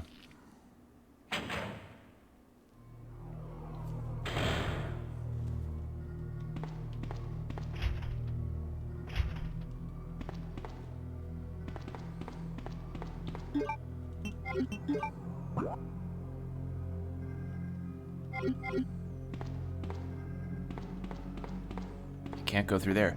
Alright, so I guess it's just the east area then.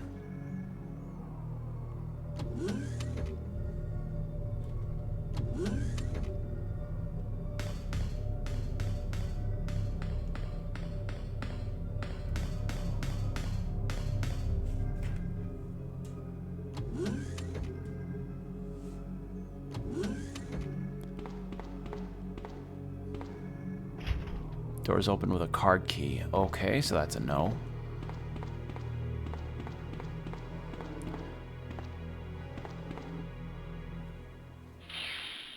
I think someone...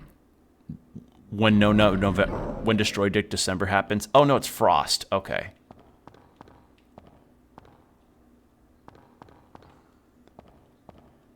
Okay. Use that for Ada. The control box used for super low temperature experiments. I could set the superconductor fuse here if I had a fuse case. I have a fuse case.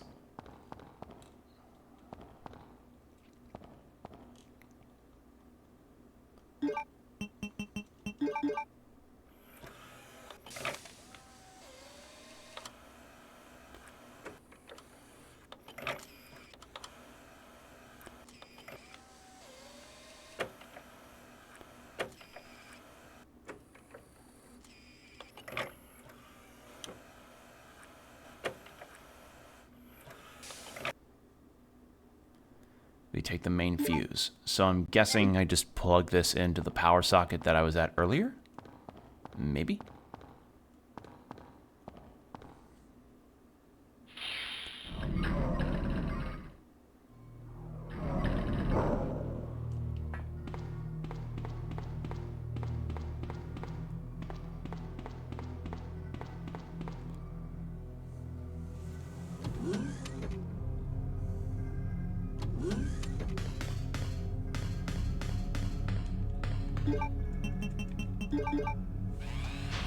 Okay, there we go. Alright, power's on. But since I have a first aid spray, can I use that on Ada, or is that... Or do I have to actually find the plot healing item? Because, like... Oh, hello! How about I wait for these two to then come at me?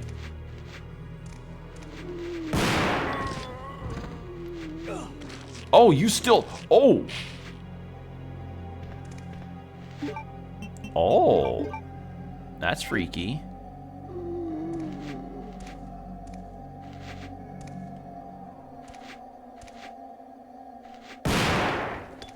But blowing their heads off still works in this case. In that case... Or blowing up their entire torso.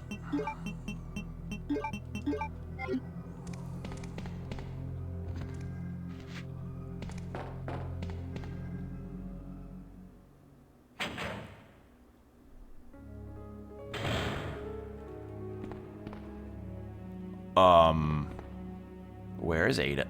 Yeah, good question. Where is Ada?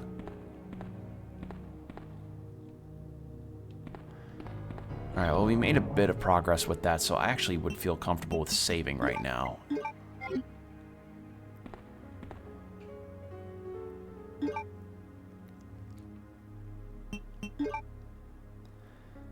You know, this makes me glad that that the remakes and a lot of later games do actually just do away with limited saves.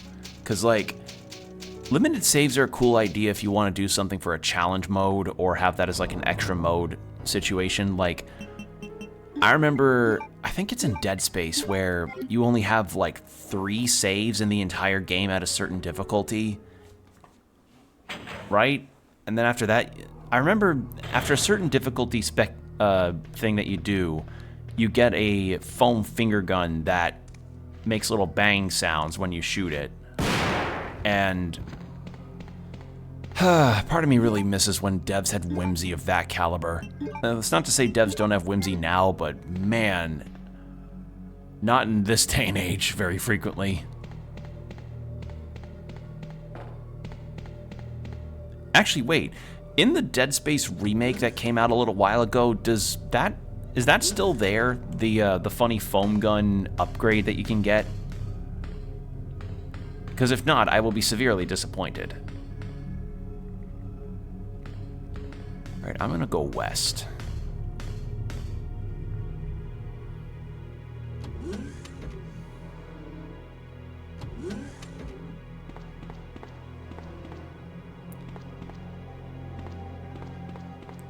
And that's still locked from that side, I think. Yeah.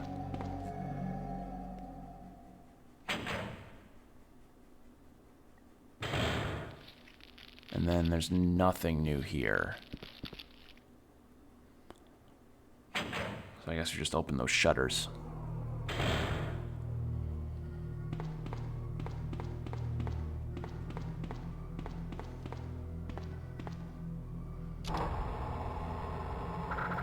Oh, dear God.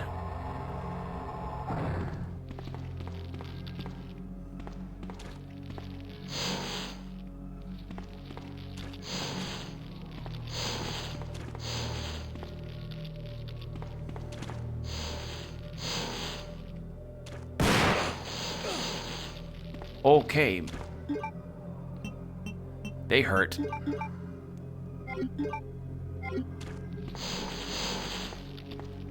Can I even... I don't know if I missed with my shotgun or if they can't get injured.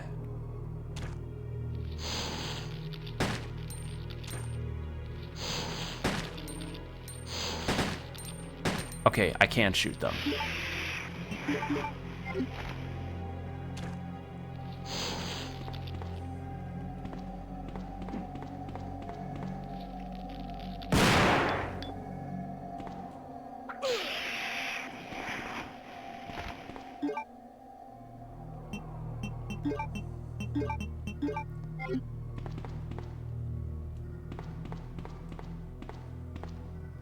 Alright.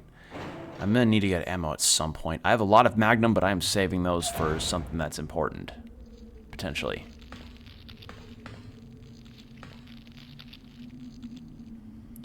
Thankfully, these guys are quite slow, so I'm not gonna be too worried about dying to them.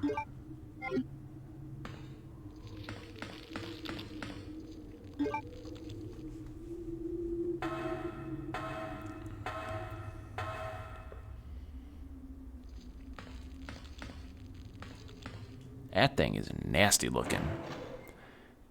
The Great Deku Tree has seen better days.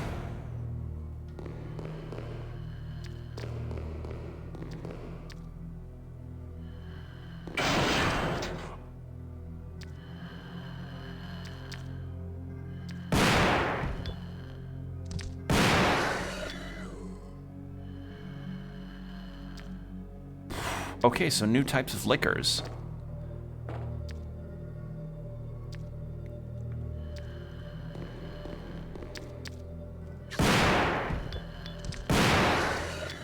Thank God they still can't see. Combine into that.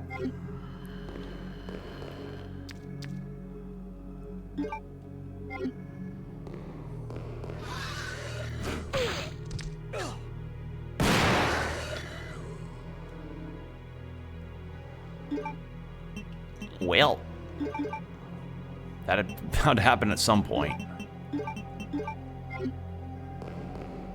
But if they're really close, they die in one hit. Interesting. Wow, they're giving me a lot of green herbs here.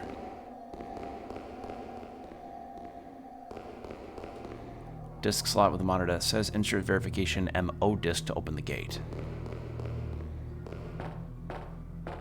Oh, it's in this area.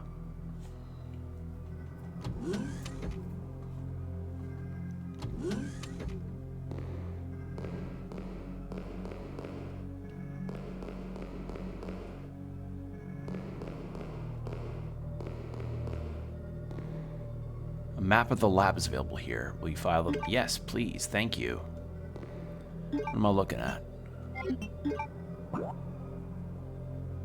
Okay. Okay, I see. Oh. I also see that. Well. We're gonna save again. And this looks boss room. This looks like boss fight will happen. Save.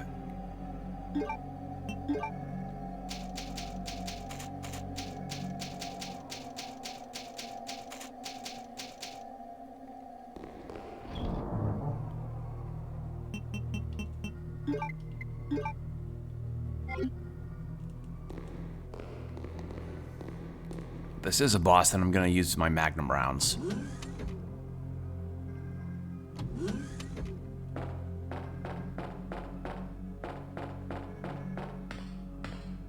Oh. Huh.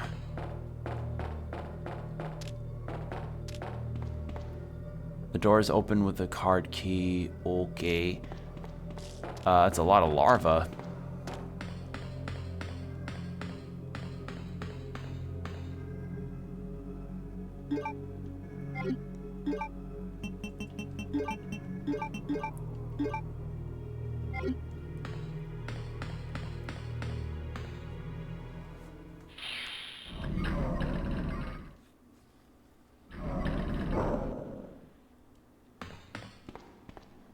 We use the weapon box key. Oh, weapon! It was weapon. I thought it was... Okay, yeah, that makes more sense. Because it said Umbrella logo and Umbrella and Wesker. Yeah. Oh. Thank God I finally used it.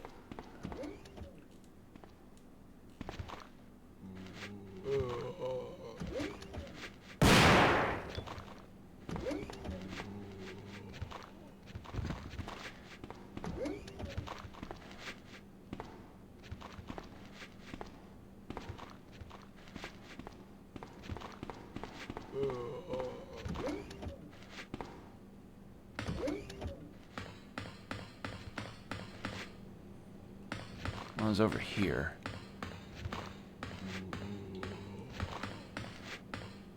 Various chemicals. What kind of experiments have been performed here?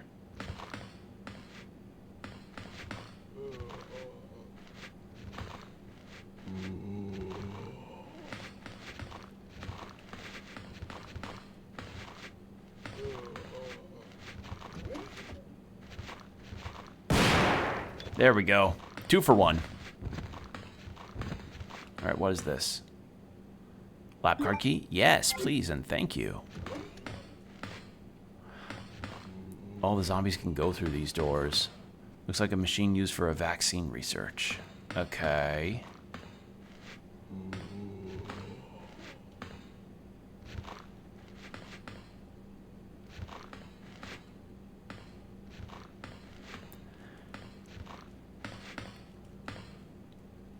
What kind of experiments are performed here? Okay. Really nothing new besides that key card.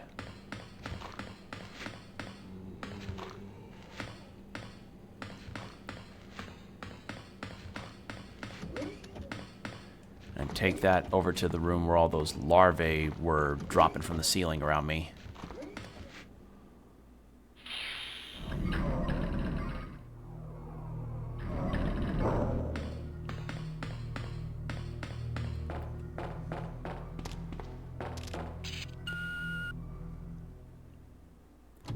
In we go.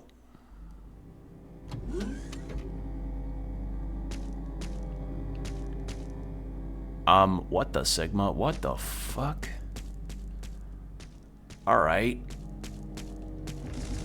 Ugh! Juniper Actius!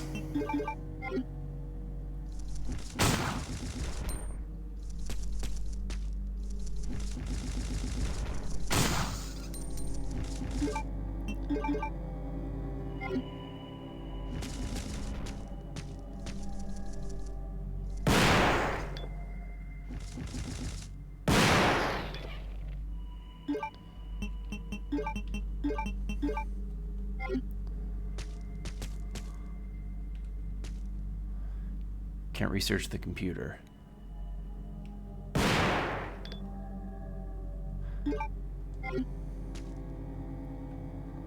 Can't reach the computer. You know, maybe maybe leaving the knife back there wasn't a good idea. So let's go get that knife out.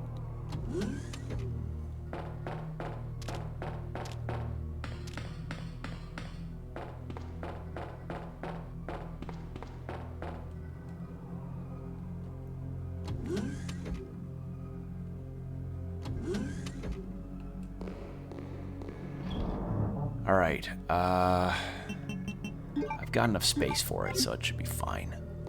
And I assume that laboratory key will be used for more than just that one room.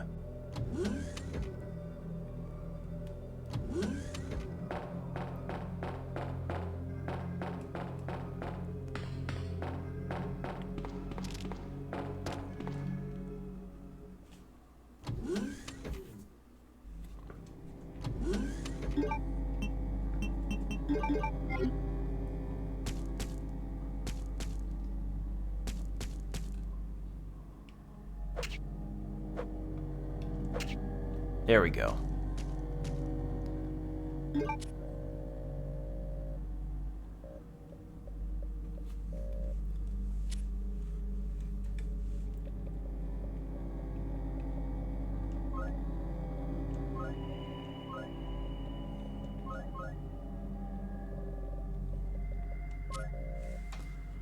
Register your fingerprint.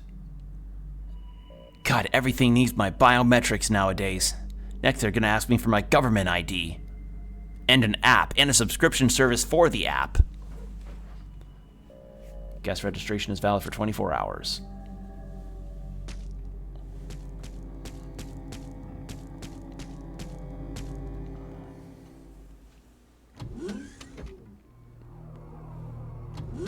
I'm guessing this is where I go.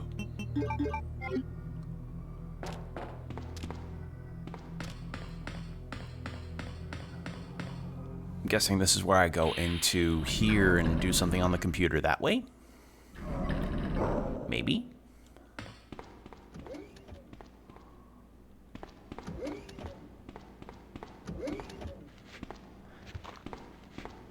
Hey man, I need like another quarter to use the vending machine to get some M&Ms. You okay with spotting me that?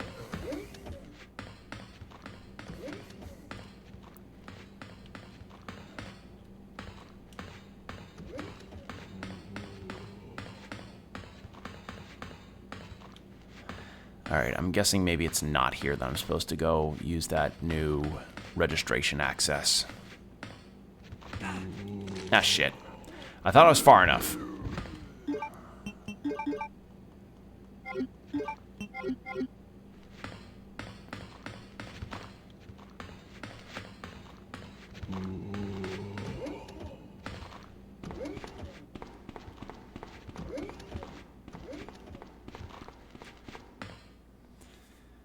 So where else would I be able to go then with this information? Let's backtrack a little bit.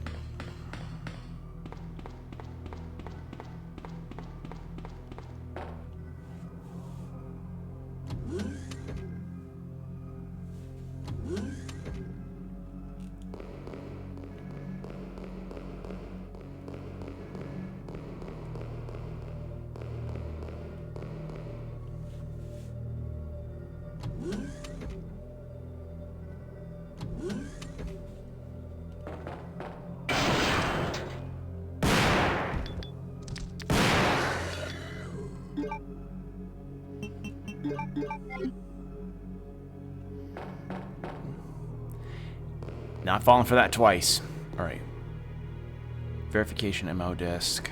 So not here. I do want to grab these. Just in case.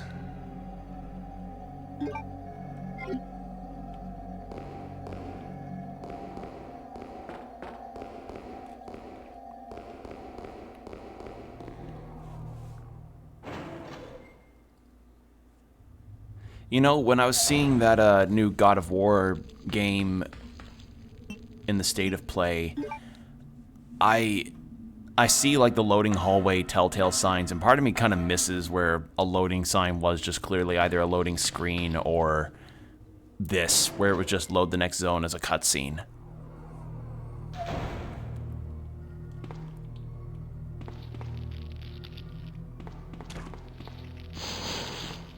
I thought I killed those guys. Locked from the inside, so I guess maybe this time I go east.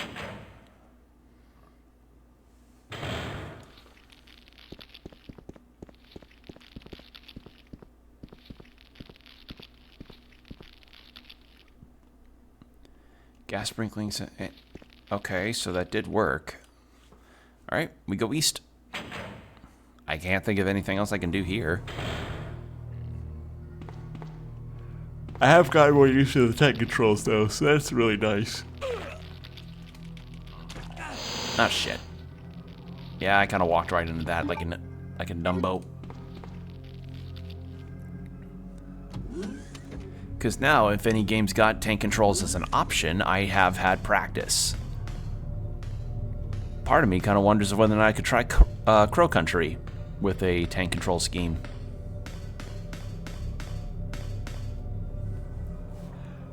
And actually, there was another game that came out a bit ago, Ground Zero.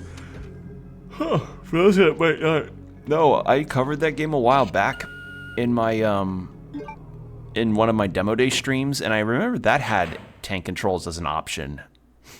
I hear it's actually pretty decent, which is good to hear. I'm glad to hear games that seem like they got a lot of potential be given due praise. Oh god. You know what? What if I did this?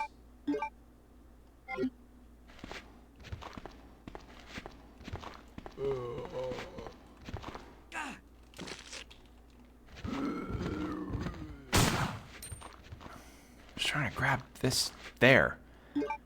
Trying to grab the damn Magnum round.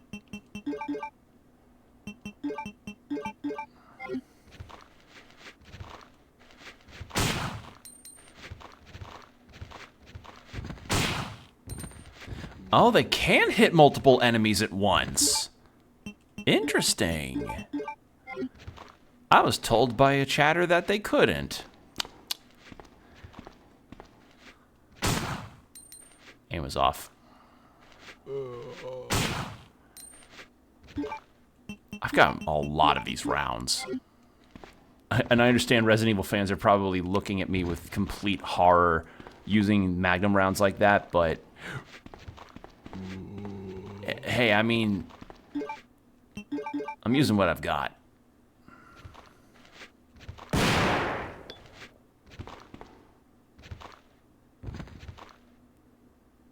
Any others? No? Cool. Alright. Put this back on. Ammo disc? Okay, there we are.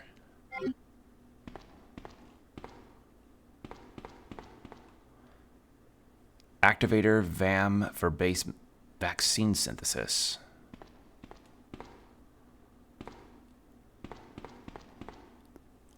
So I just go to where the MO disc is supposed to be. Oh, hello. You murdered my husband. I know what you're looking for. You came for the G-virus, didn't you? But you'll never take it from me. This is my husband's legacy. Now, where's that spy you were working with earlier? You know who I'm talking about. What? You really don't know anything, do you? You're so gullible. She's one of the operatives sent here by the agency. The only reason why she came here is to obtain the G-Virus. That's a lie. No, it's the truth. I discovered this when I did a background check on her. She specifically got close to John and became his girlfriend to get information about Umbrella. That can't be. I know her. Ada wouldn't do something like that. If you don't want to believe it, I don't really care. You're about to die anyway. What happened?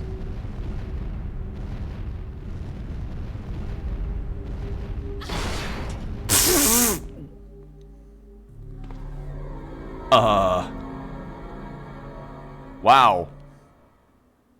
That was abrupt. You've taken the G-Virus.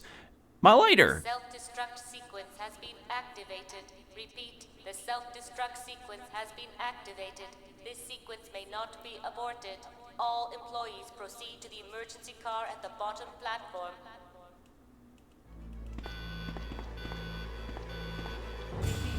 Hold on, here's an idea. Can I synthesize this?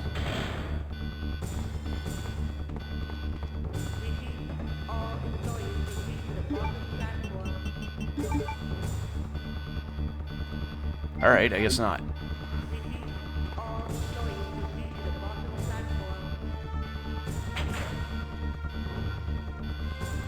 So wait, is this like the finale of the Leon section? Really? Huh. These Resident Evil games really are not that long.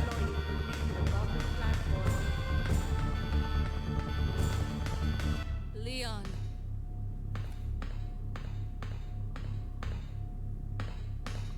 I've been waiting for you, Leon. What are you doing? You know what this is about, so just hand over the G-Virus. I don't believe this. Annette was right. About everything. That's why I told you to leave without me, but you wouldn't listen. Now hand it over. Don't make me shoot you. You can't do that.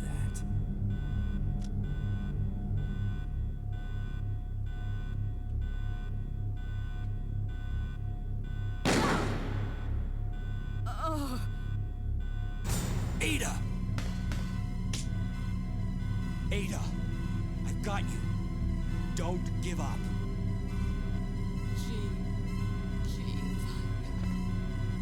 Leon. It's How the fuck over. would she be able to get up after that hit from the pipe? Alright. Shut up. You're gonna make it. It's too late, Leon. We both know it. No. I promised you that we would escape. You just have to help me out here. I really wanted to escape with you, Leon. Escape from everything. Goodbye.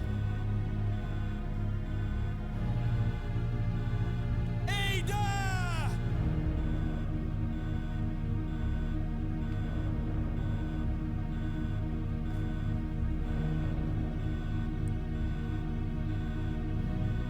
No.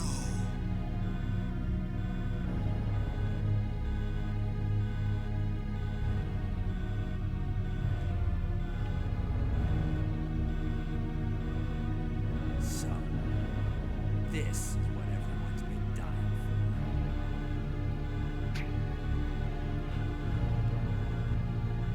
for. Hey, real quick, Annette, you cool with me doing, it's Ada's gun. There are no rounds in the... Oh. So she was bluffing. Also, ad break in 5 minutes.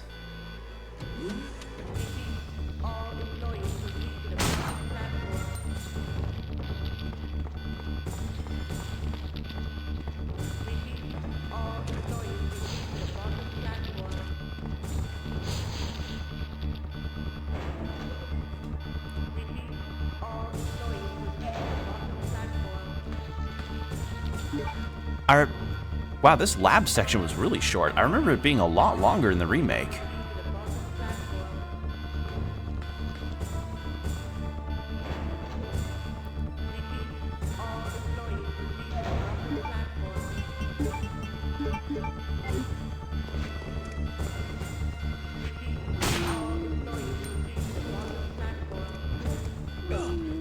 Ah, shit.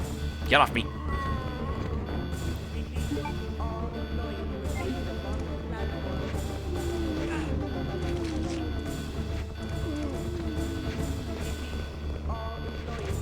There we go. Not caution. I'll use this at least.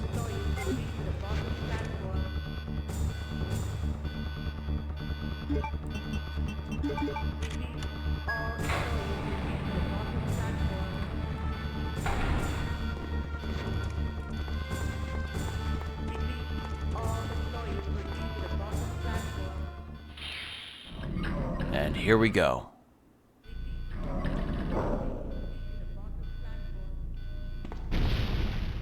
Five minutes until detonation. Oh, there we go. I was wondering where a timer would be.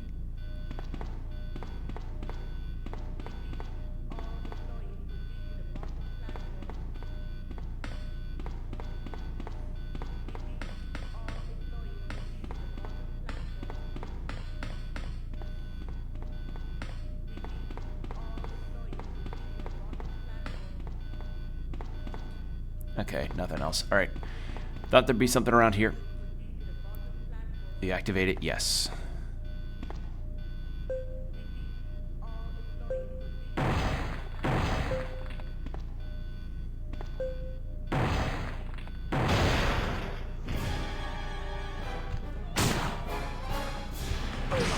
Ow, ow.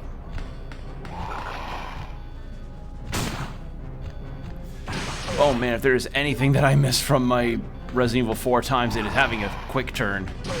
Ow.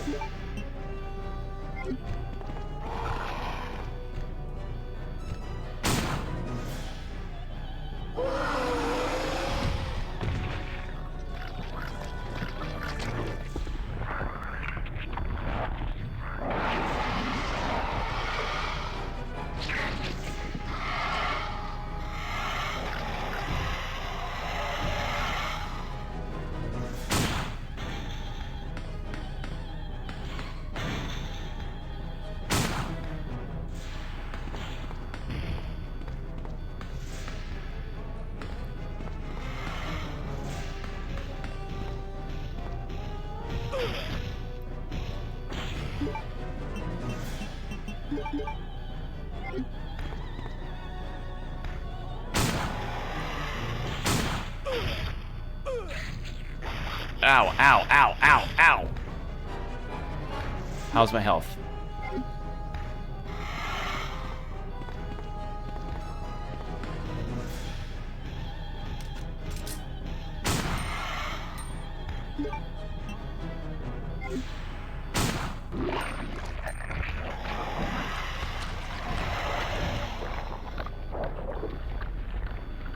That do it? You done?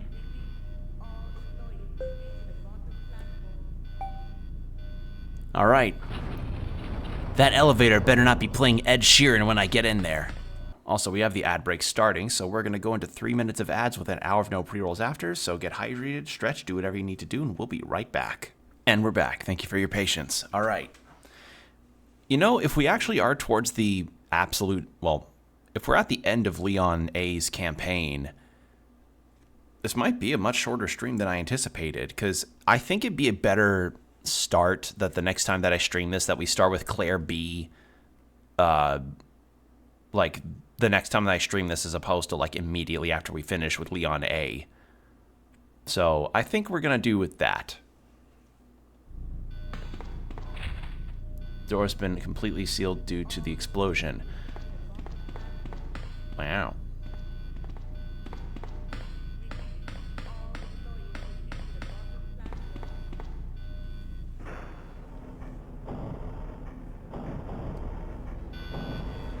I remember, that's the lift where we fought Mr. X. We have not encountered Mr. X once in this entire playthrough, which I find very interesting.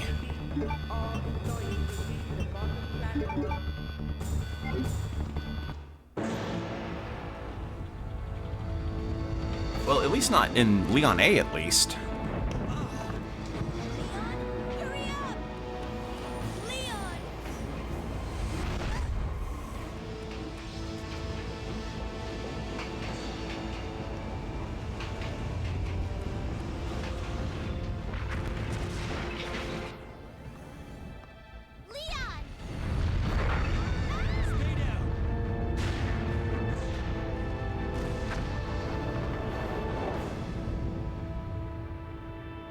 Are you okay?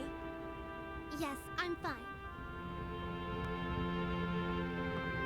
It's over. No. I have to find my brother. You're right. This is just the beginning.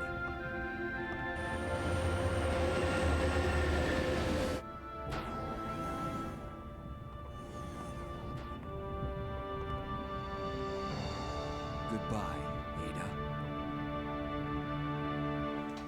Who's Ada? Don't worry about it.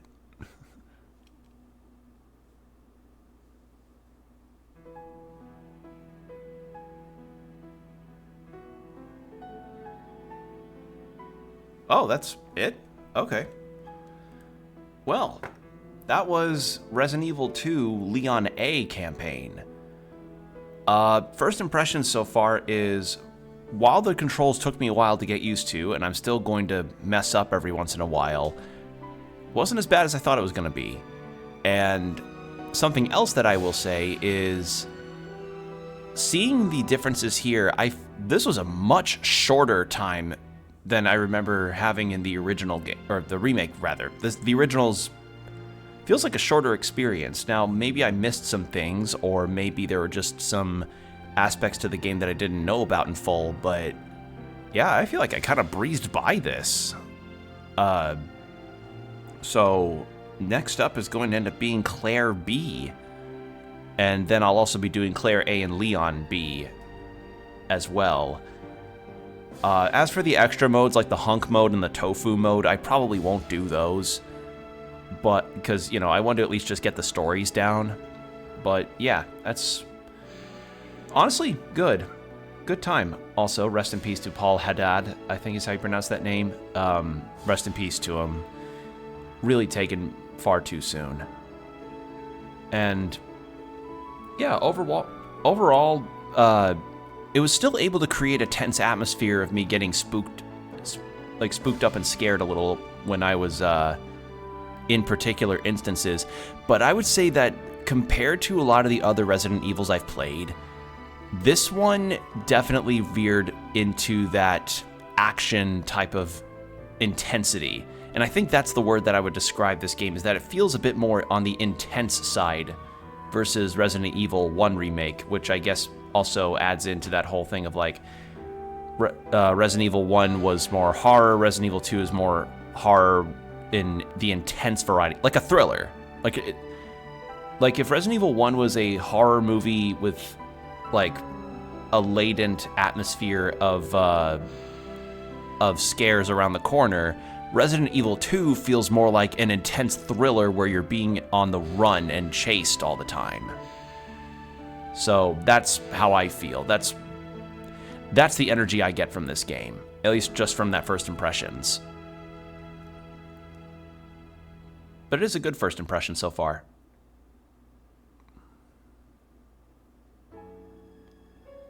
Probably have a shit rank though.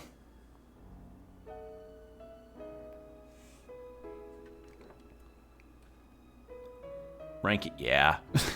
Number of saves, 23. Total time, 6 hours. Really? Interesting. Yeah, I don't know how the ranking works as far as... I'm guessing it's like due to... I'm guessing your ability to get a higher rank is due to the time you do and the amount of saves you get. And because I am a cautious motherfucker that saves a lot... Yeah. Alright. Well, that was Leon A. And I think that is a good spot to end, if any, because... Oh. Do I start immediately? Okay, no. All right, well, I think that's a good spot to end, because I said 3 hours, but by the time I start Claire's campaign and probably go into a place where I could save comfortably with her, it would probably reach beyond the 3 hour point. And as I said, I want to not stream for too long since I have a more day-oriented schedule to adhere to, which means I need to sleep a lot earlier. But that does mean the next time that we will be playing this, we'll start Claire's campaign, so we'll be able to see what Claire's second scenario is, and then we'll do the vice versa after we beat this Claire campaign. And getting a bit ahead of myself on this, I don't think I'll go into another... I'm not sure if I'll go into another horror game after this. We'll have to see, because I've got a few games in mind that I would want to play at some point.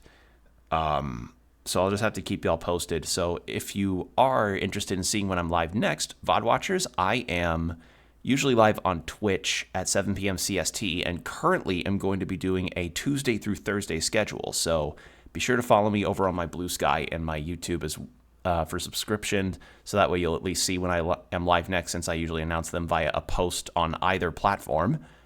And yeah, so thanks for joining. Thanks for watching. Stay hydrated, keep your postures checked, and I will see you all next time. Take care.